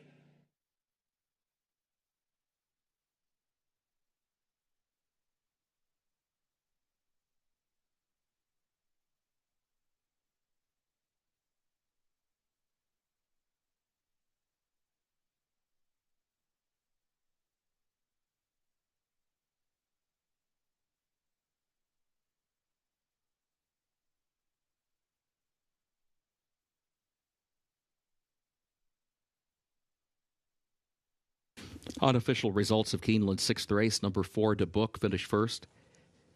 10, Carlin's Gesture, second. 11, Sweet Talking Bourbon was third. 9, Django, fourth. 4, 10, 11, 9, unofficial.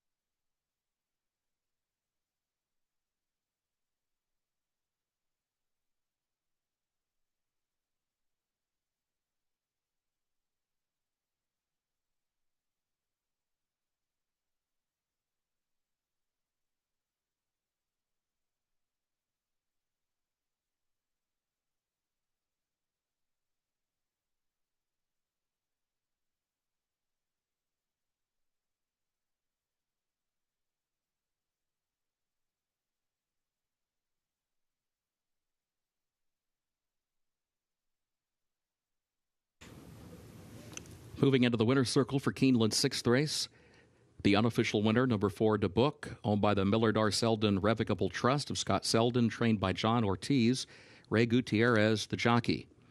To Book, a 3-year-old gelded son of Flame Away out of Sky High Lady by Sky Mesa, bred in Kentucky by John Oxley. 1 minute 44.38 seconds for the mile and a 16th over the main track, listed good.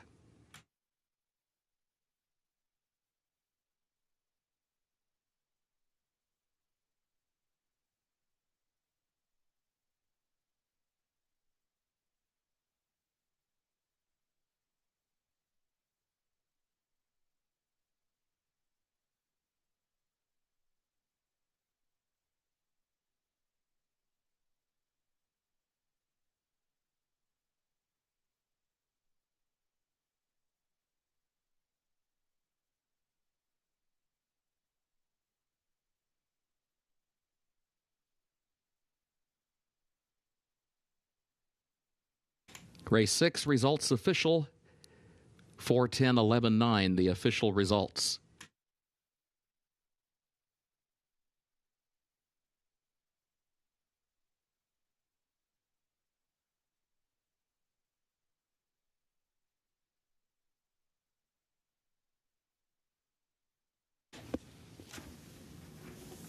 Keeneland's 7th race upcoming. Double and pick 3 wagering starts the last of the day's rolling pick 3s. Main track is listed good. Again, this race will finish in the short stretch of the first wire. Scratch number 8, Fair Plaisir.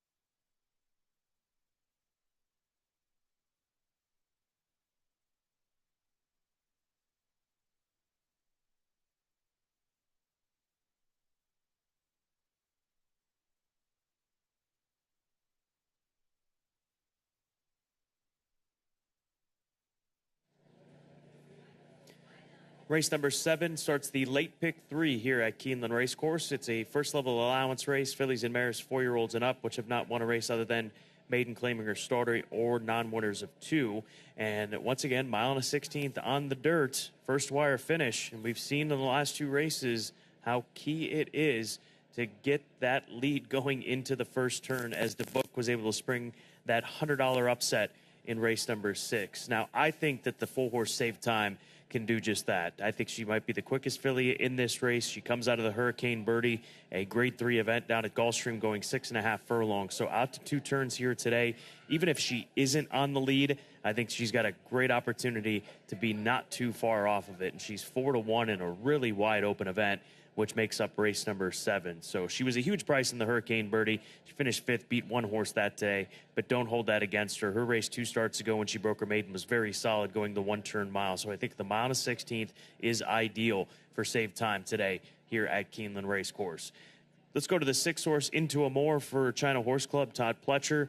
Now, she's got established form over the course of 3 runs. She's got a win on debut at Tampa, and the 2 runs this year at the age of 4, runner-up finishes, 1 at Tampa, 1 at Gulfstream Park. She's back to 2 turns. Last time out, she went a 1-turn mile at Gulfstream as well. So she's definitely a player. 7-2 in such a difficult race to settle on just 1. I mean, it's that deep of a field that we're dealing with in this first-level allowance condition on the dirt course. So it's tough to ignore her form.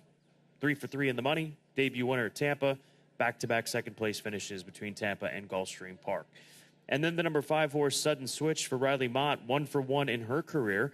She was a debut winner at Tampa Bay Downs in January when she was with trainer Chad Brown. Gets Flavian Pratt in the saddle here today. She's 4-1 on the board right now as it stands with less than 16 minutes to post. But they all look very similar in form as far as the 5 and the 6. And even the number 7 horse coming in with a lot of opportunities thus far in her career. She's battle-tested. That's the thing about the number 7 horse. But nonetheless, Save Time, top play for both Gabby and I. One of our stronger opinions on the back half of this card at Keeneland Racecourse. Good luck. Race number 7 does start the final pick 3 of the day.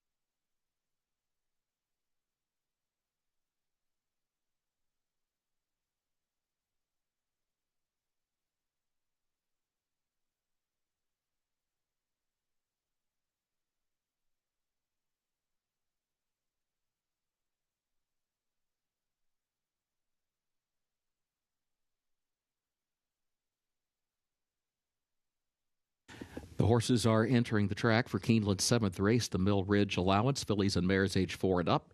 Mile and a 16th over the main track, which is listed good. Race will finish in the short stretch at the first wire. Double and pick 3 wagering starts the last of the day's rolling pick 3s. A reminder, scratch the 8, Fair Plaisir. Post time at 8 minutes.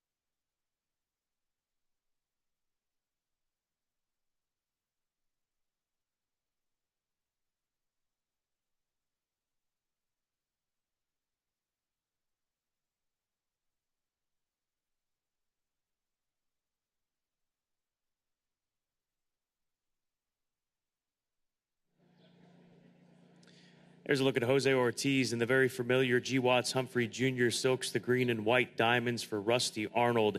And perhaps this is just a product of trying to think outside the box or being more open-minded after the results that we've seen in primarily the last race with a 54-1 shot. But Foreseen is a horse that has run well at the mile and a 16th distance in the past year at Keeneland. Go back a year ago, second behind Neon Icon in that race on April 17th, 2024.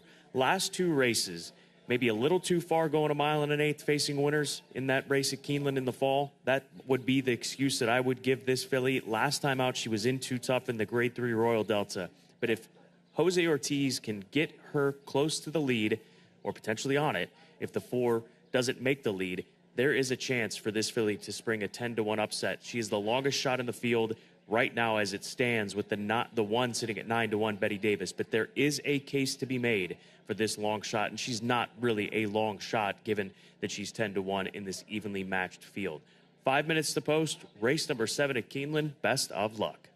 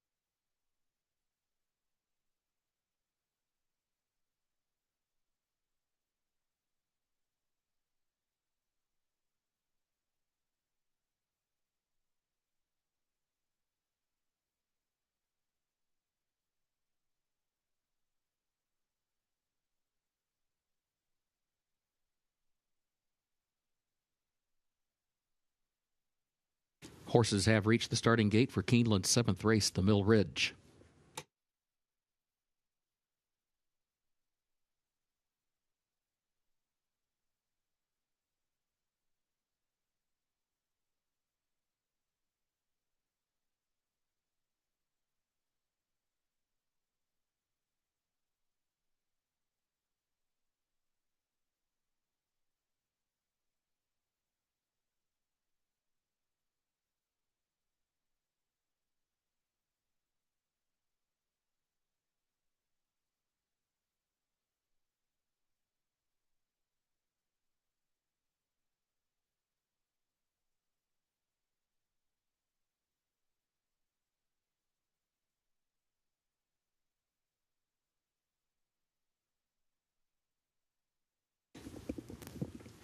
Moving into line, race 7.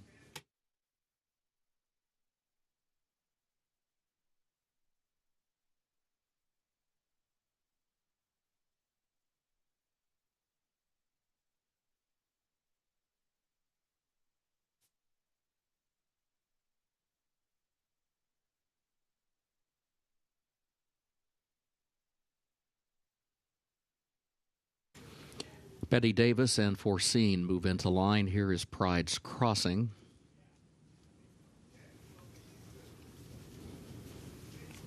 Save Time.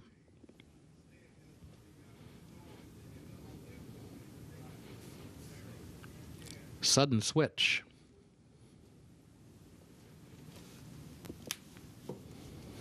Into Amore comes forward.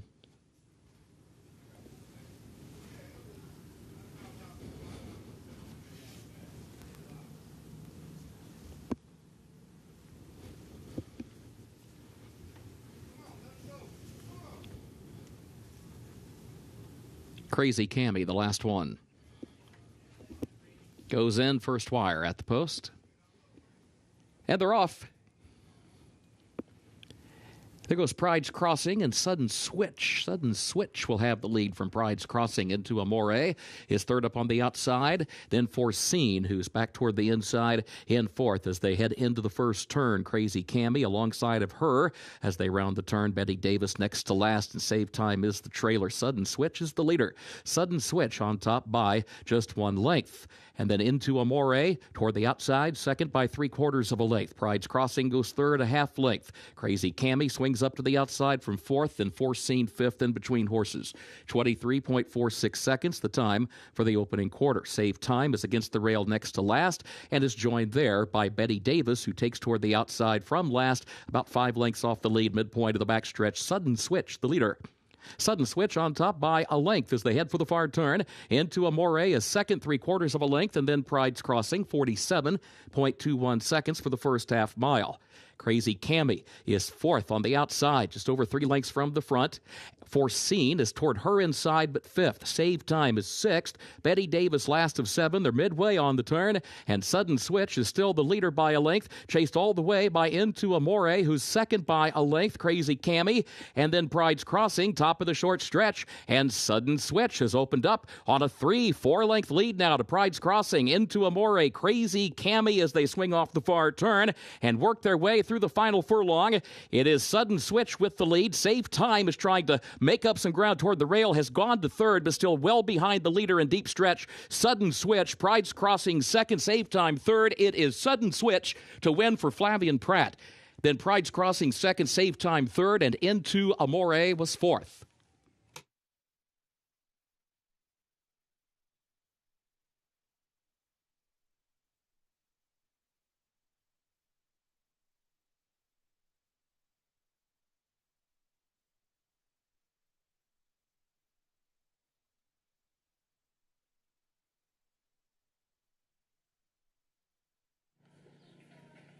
Once again, a mile and a 16th, making the lead into the first turn is the route to take to victory. And Sudden Switch able to do so under Flavian Pratt. She extends her lead late as the 3 is chasing in second, Pride's Crossing. The 4 never able to get any kind of position going into the first turn. She dropped back to last. Not a bad third-placed effort in the end, but it is Sudden Switch, the Munnings filly, for Riley Mott, taking the 7th.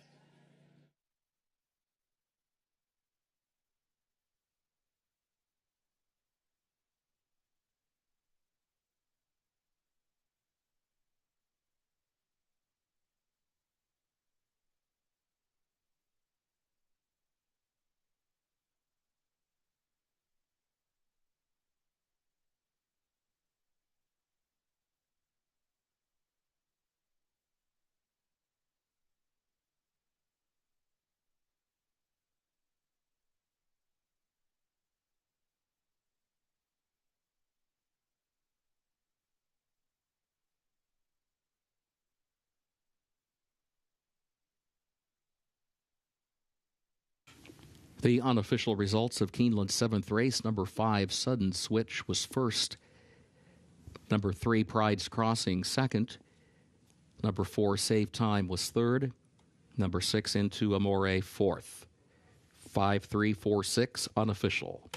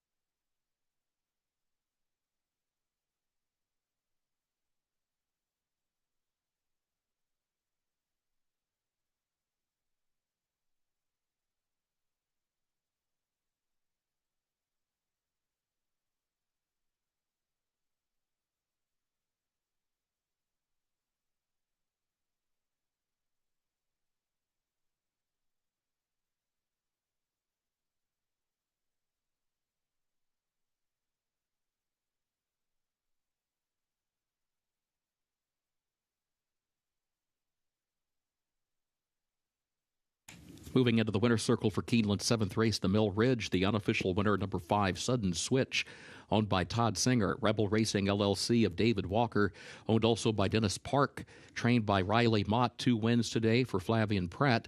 Sudden Switch, a 4-year-old filly by Munnings, out of Switched Up by Pleasantly Perfect, bred in Kentucky by Dixiana Farms LLC. The Keeneland September graduate gets the mile at a 16th over the track listed good. The main track, 1 minute 43.03 seconds.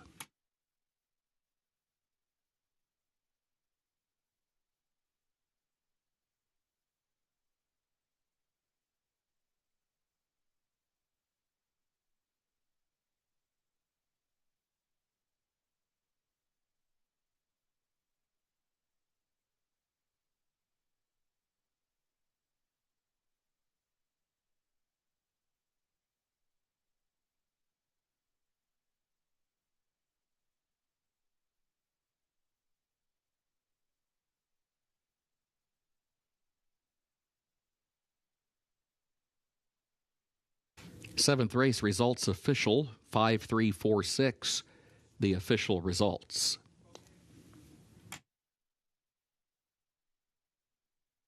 In the winner's circle, the Mill Ridge Trophy presentation to the connections of Sudden Switch.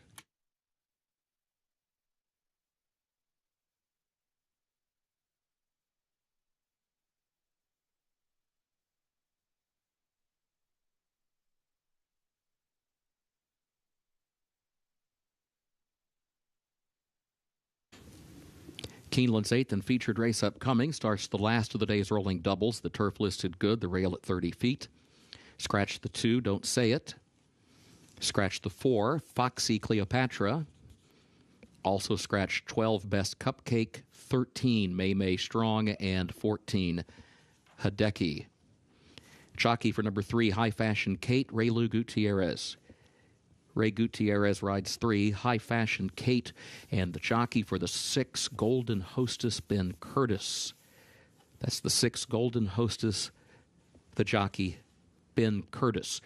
A reminder, the 11 draws into the race. 11 Always Angels draws in, jockey as programmed.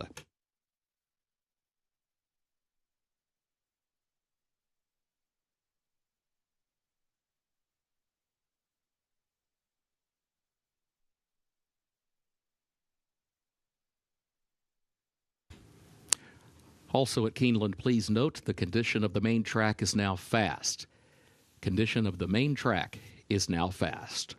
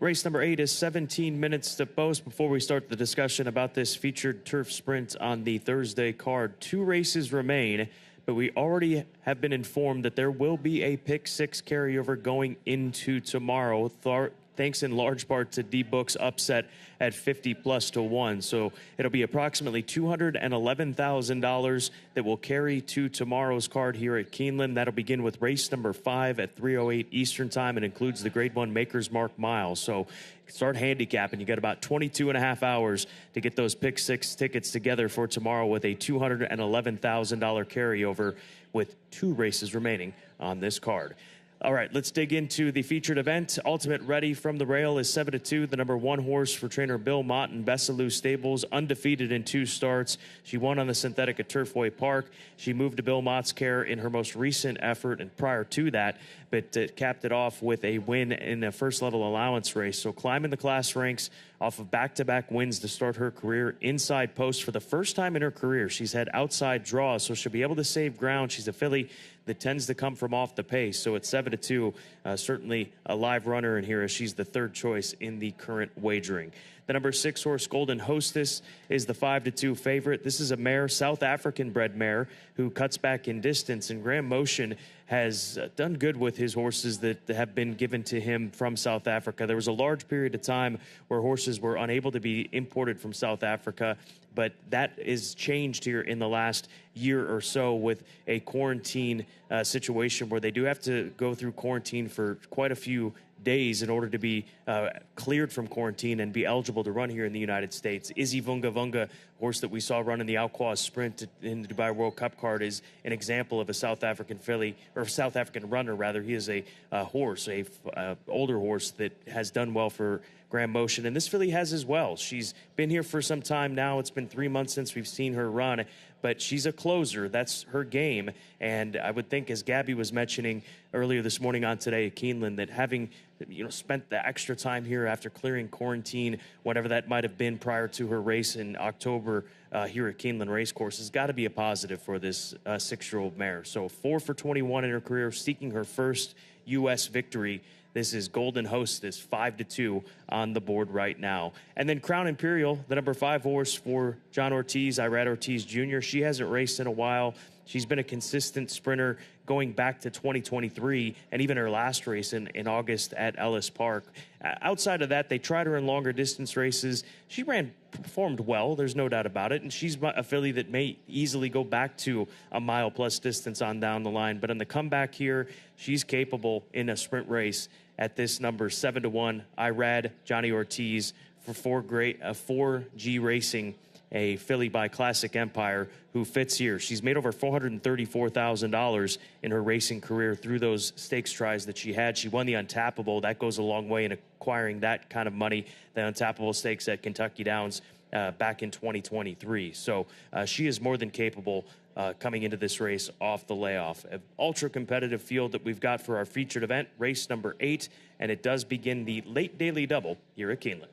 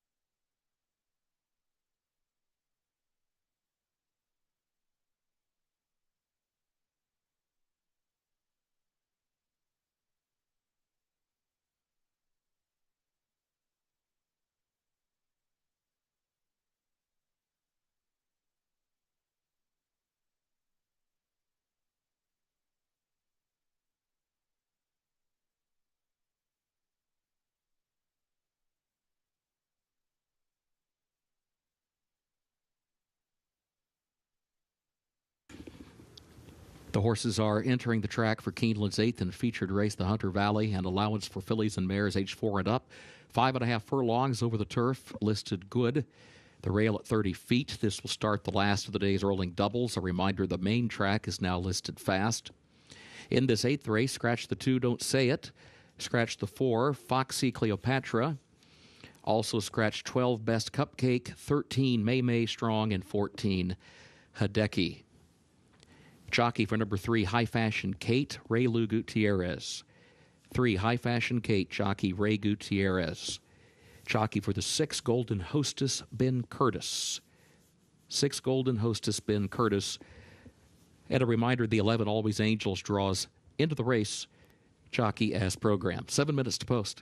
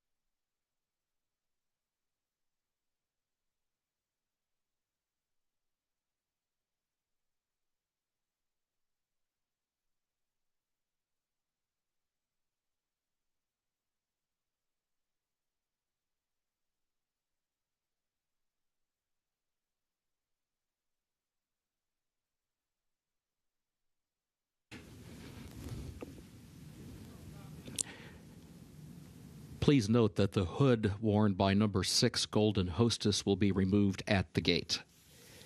Again, the hood worn by the 6, Golden Hostess, will be removed at the gate.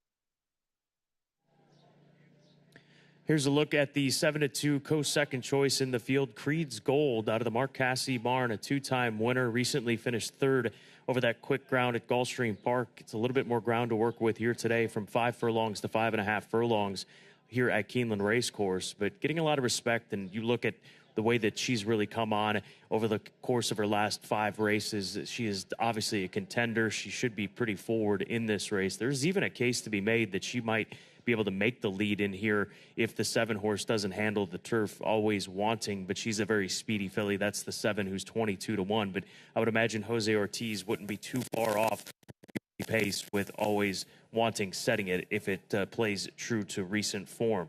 The 10 horse Zoe Lee, she's 12-1 on the board. She came close to springing a huge upset here at Keeneland in the fall of last year. She was 31-1. She got a very quick pace to close into the number 10 Zoe Lee and was just a length and a quarter shy of winning that race. Now, I don't see the turf course being as quick, obviously, from the fall of last year to the spring here right now, because you remember back to the fall, we did not have a single race day of rain. So we had very quick conditions during the fall.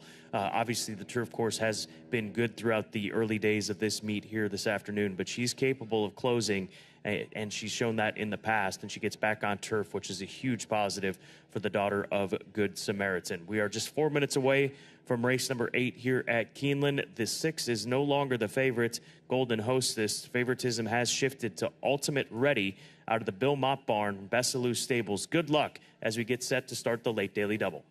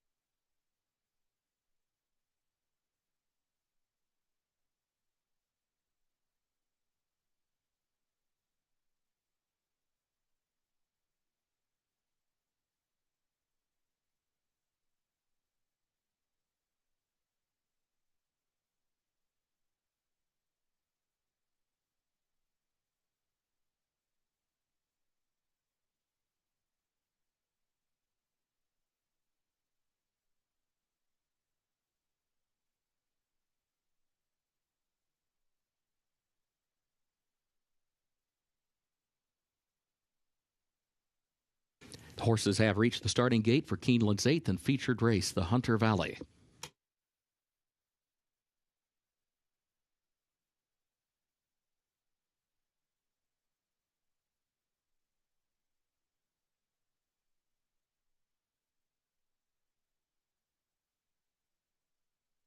Moving into line, race 8.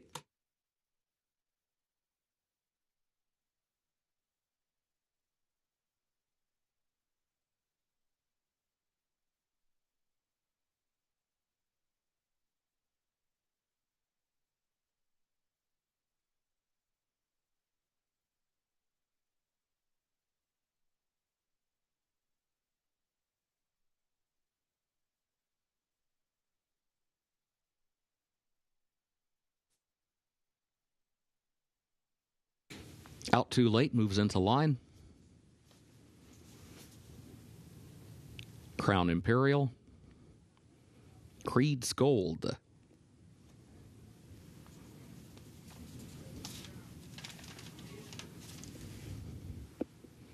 Zoli.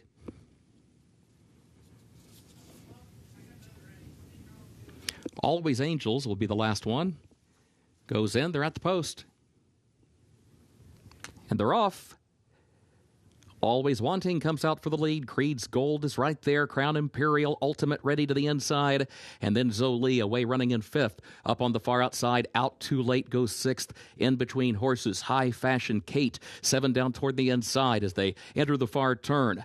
And then Golden Hostess, who moves up 1 spot from last, is now 8th against the rail, just over 5 lengths off the lead. And Always Angels to her outside. High Fashion Kate had to check in some traffic near the back of the pack. Up front, Always Wanting to the outside. And battles on here with Crown Imperial and Creed's Gold. Now, Creed's Gold has to go to the far outside, still 3rd, 2 lengths off the lead, just over a quarter mile to go. Ultimate Ready is in behind horses, looking for some running room 4th. Out Too Late is in 5th. Zoli is 6th. Ultimate Ready has to swing toward the outside. Always Wanting and Crown Imperial and Creed's Gold going at it. High Fashion Kate is 4th. Creed's Gold taking aim on Crown Imperial, who still has the lead. High Fashion Kate is 3rd. Crown Imperial maintains the lead and neck. Another try from Creed's Gold on the outside. These two down to the wire. And it is Crown Imperial hanging on with the head bob over Creed's Gold in the feature.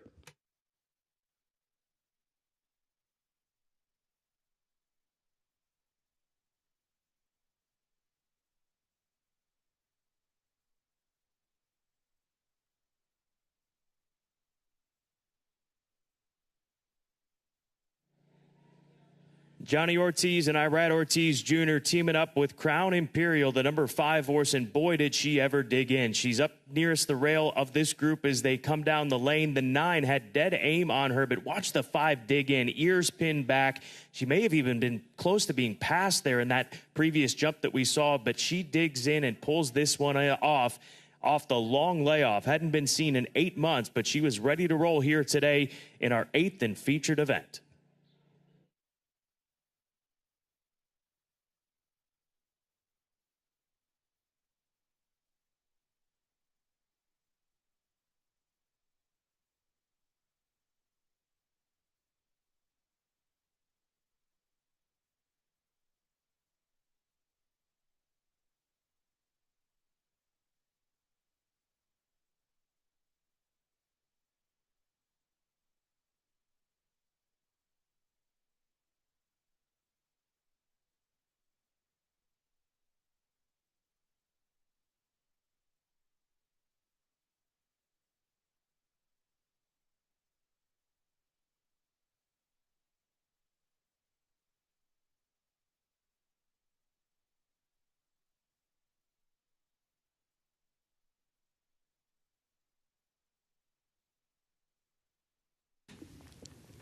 Unofficial results of Keeneland's featured 8th race. 5, Crown Imperial finished 1st. 9, Creed's Gold was 2nd. 3, High Fashion Kate 3rd. 8, Out Too Late was 4th. 5, 9, 3, 8, unofficial.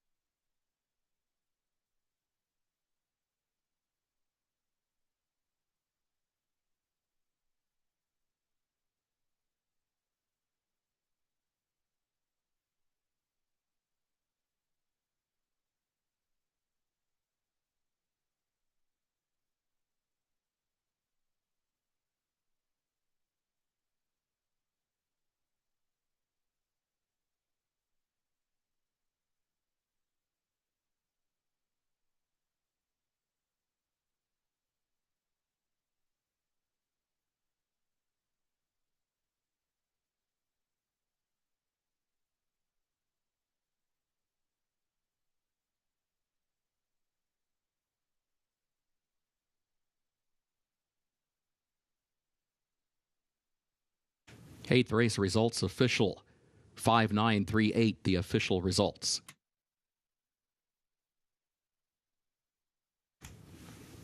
In the winner's circle for the featured eighth race at Keeneland, the Hunter Valley official winner, number 5, Crown Imperial, owned by 4G Racing LLC at Brent Gasaway.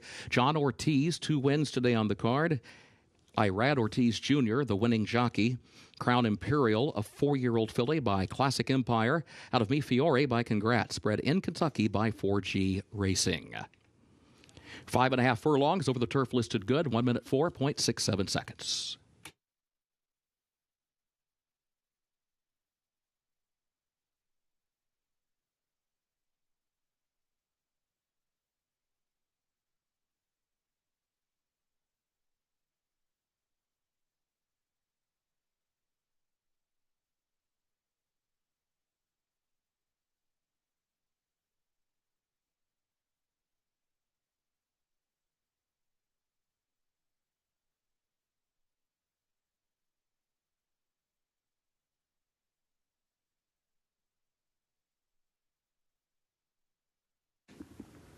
In the winner's circle, the Hunter Valley Trophy presentation to the connections of Crown Imperial.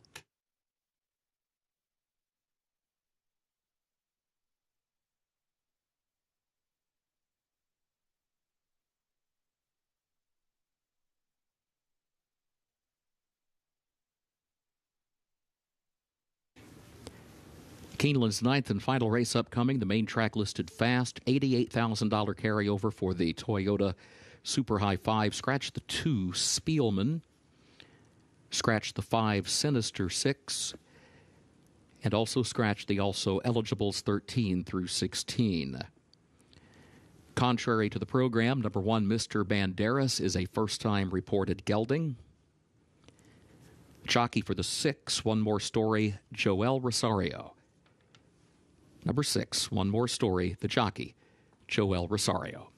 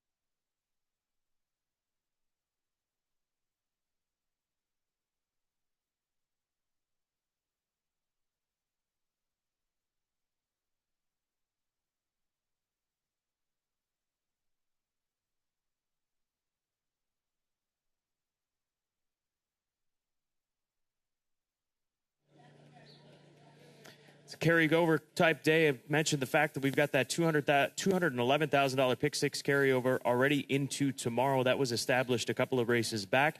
But here in the nightcap, the Toyota Super High Five carried over $88,000 into this ninth and final race. That's a $1 minimum wager.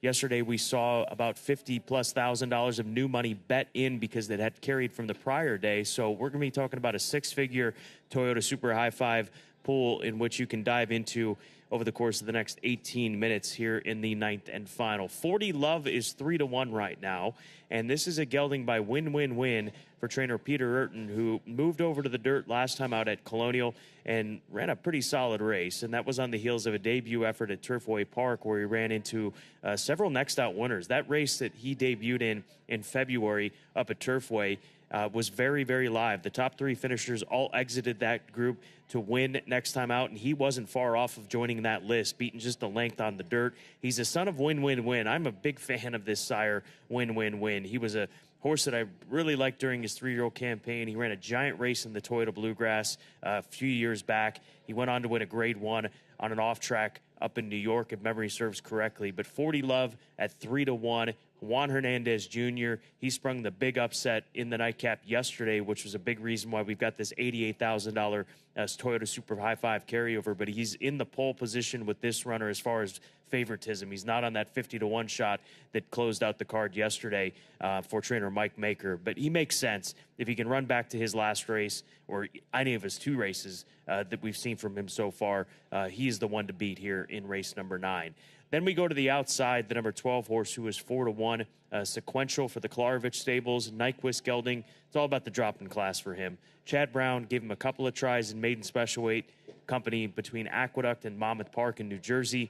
Now it's drop time, and that's what they've done with him. And the stat for Chad Brown, going from a maiden special weight to a maiden claiming race for the first time, he's winning 29% of the time. He doesn't do it a lot. He's got a lot of horses that are obviously capable of winning at higher level competition, but when he does, he gets results. So sequential, 4-1 with that win percentage for Chad Brown, first time in for the tag, maiden claiming tag. Tough to ignore this one with Irad Ortiz Jr. soon to be in the saddle. And then Silver Ore, the number 9 horse for trainer Doug Cowens, a colt by Frosted, cuts back in distance. His first 2 races were good at 6.5 furlongs, should translate to 7 furlongs today. He's a son of Frosted, which should work on dirt out of a Tisnell First Dam. So surface switch for him, new venue, Silver Ore, 5-1 on the board with Luan Machado taking the call for the first time with this 3-year-old Colt's career. He's getting plenty of attention at odds of 5-1. Some big pick 5 payoffs in line. There's even a couple of horses that are paying out 4 of 5, which would trigger a pick 5 carryover. But as far as 40 Love, just looking at the payoff there, if you're alive, one of the few that are alive in this late pick 5 and lucky to be alive, 40 Love is returning over $55,000. That is the favorite in the late pick 5. So big opportunities to close this card out. Get involved in the Toyota Super High Five with the carryover of $88,000. We'll visit the current pool once these horses head out for the post parade for the nightcap.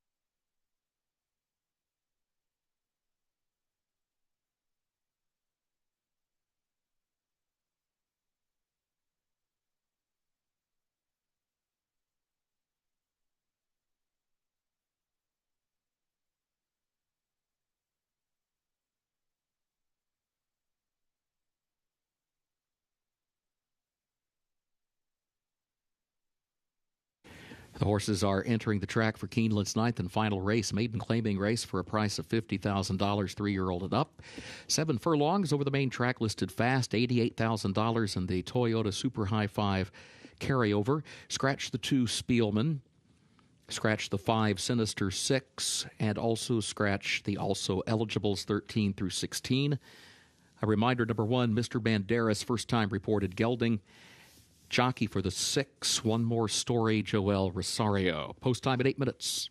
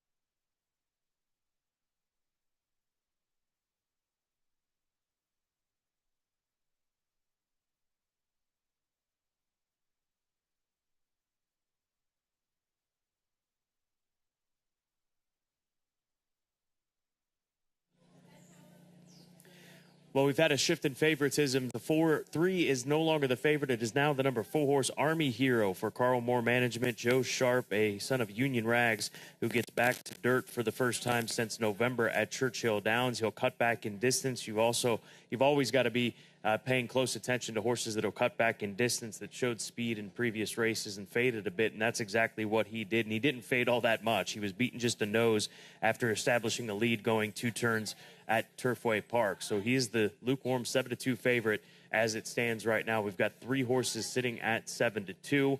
40 Love, the number 3 horse, at one point was the favorite. He's 4-1.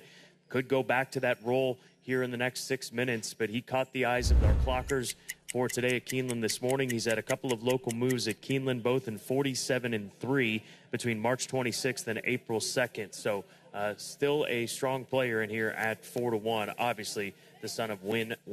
And we talked about Sequential, the number 12. He's 7-2 on the board right now for Klarovich Stables. He's a cutback in distance horse, and he's a horse that we will see in the upcoming Keeneland April Selected Horses of Racing Age sale on Friday, April 25th. He has been entered into that sale. That sale will take place in 15 days at the conclusion of our closing day race card. The Toyota Super High 5 pool with carryover of $88,000 plus has grown to $147,000. We could be looking at a $200,000 plus Toyota Super High 5 pool once the dust settles for race number 9 here at Keeneland. Get those plays in. Plenty of time to get involved as we approach the final race on this Thursday.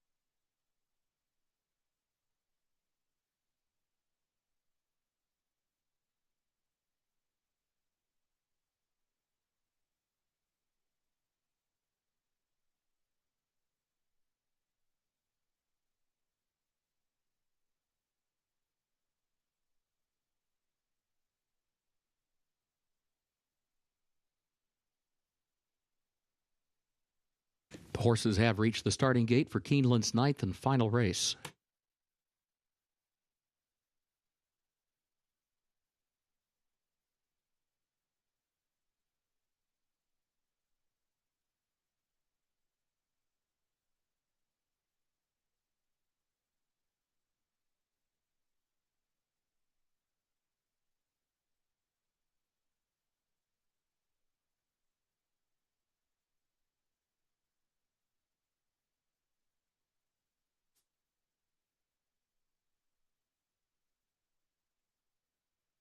Moving into line, 9th race.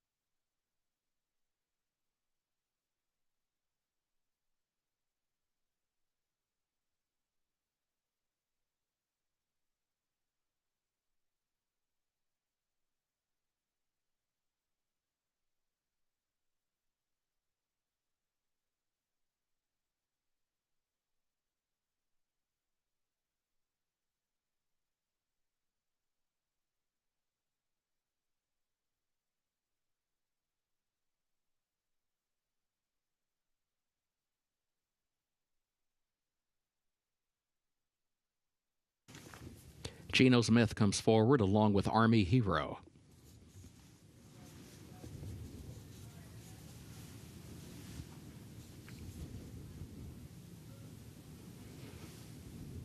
One More Story. Doro Boy. Total Gas.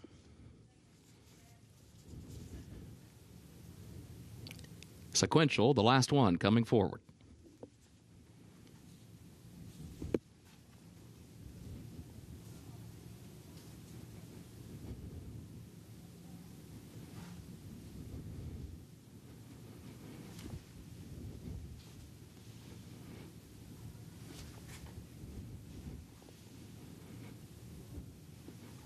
Goes in, they're at the post. And they're off. One More Story, Geno Smith, sequential far outside. Now here comes 40 Love. 40 Love's going to move up along with Mr. Banderas to the inside of that one. 40 Love has the lead by just ahead. Mr. Banderas there to the inside. Sequential on the far outside. Moves up third by just ahead. One More Story fourth to the inside of that one. Geno Smith backs away into fifth. Total Gas is in sixth. Skynet against the rail seventh. Silver Ore near the back of the pack in eighth. Running 8 lengths off the lead. Tries to get going from there. Total Gas drops out to the back of the pack. Doro Boy moves by to the outside. And Army Hero to the inside. 22.32 seconds was the time for the opening quarter. Mr. Banderas, 40 Love, sequential is next on the far outside in third. Skynet, fourth back toward the inside around the far turn. And then One More Story is in fifth. Geno Smith is a wide sixth. Silver Ore is looking for some more running room. Has to change lanes again. This time toward the inside is still 8 lengths from the lead, though. Quarter mile to go. Mr. Banderas, 40 Love, side by side for the lead. A gap of 4 more lengths then as they move to the 8th pole back to Skynet. Then sequential on the outside. Army Hero is fifth. 40 Love right alongside of Mr. Banderas. These two continue matching strides past the 16th pole. 40 Love on the outside. Mr. Banderas on the inside. 40 Love tries to poke ahead in front. Down to the wire. 40 Love to win it for Juan Hernandez. Mr. Banderas was home second, followed by Silver Ore and Skynet.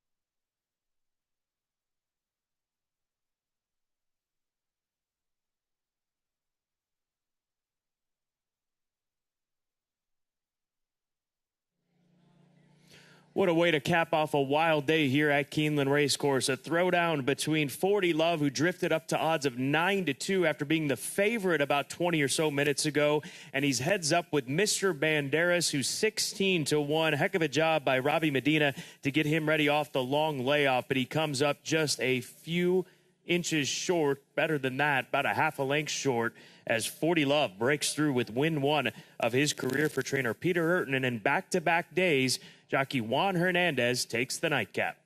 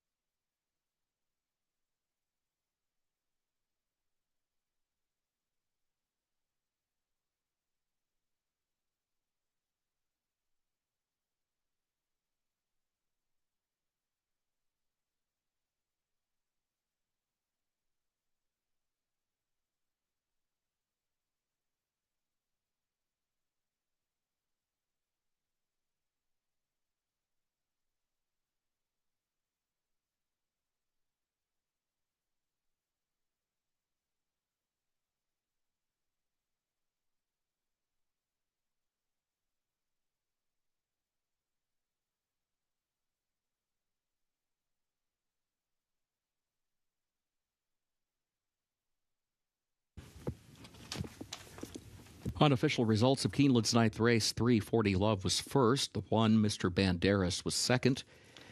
The 9, Silver or third. Number 8, Skynet, fourth. Waiting for result of the photo for fifth. Results unofficial. Waiting for result of the photo for fifth.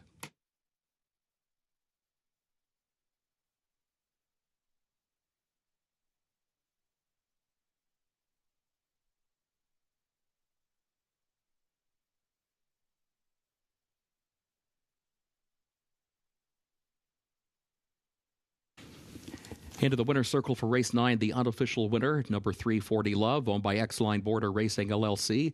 Justin Border and Ryan X-Line, owned also by Scott Mawaka. The estate of Brereton Jones, Elizabeth Lloyd Jones, and Aaron Kennedy as well. Peter Urton trains. Juan Hernandez rides. 40 Love, 3-year-old gelded son of Win Win Win, out of Love Me Like You Do by Harlan's Holiday, bred in Florida by Brereton Jones. 1 minute 24.03 for the 7 furlongs.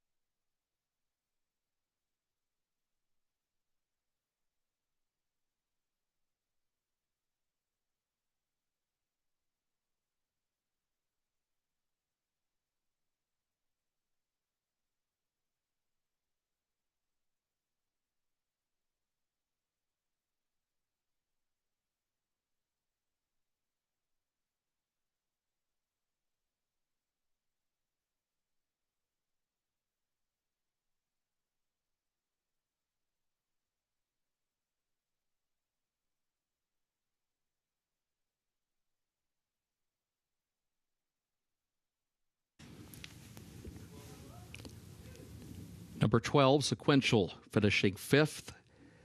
The results 3, 1, 9, 8, 12, unofficial.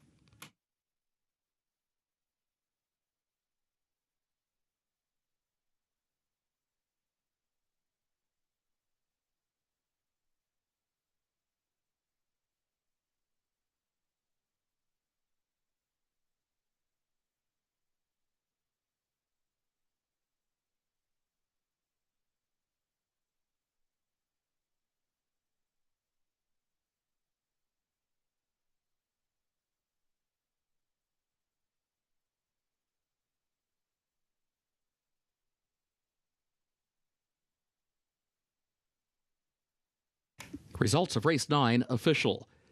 3, 1, 9, 8, 12, the official results.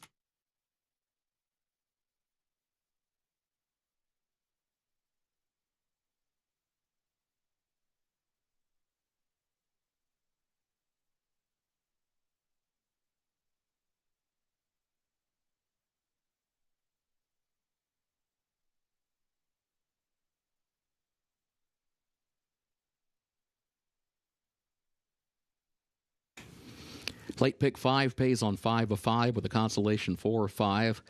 5 of 6 on the pick 6 today, so a carryover of $211,000 on the pick 6 for tomorrow's card.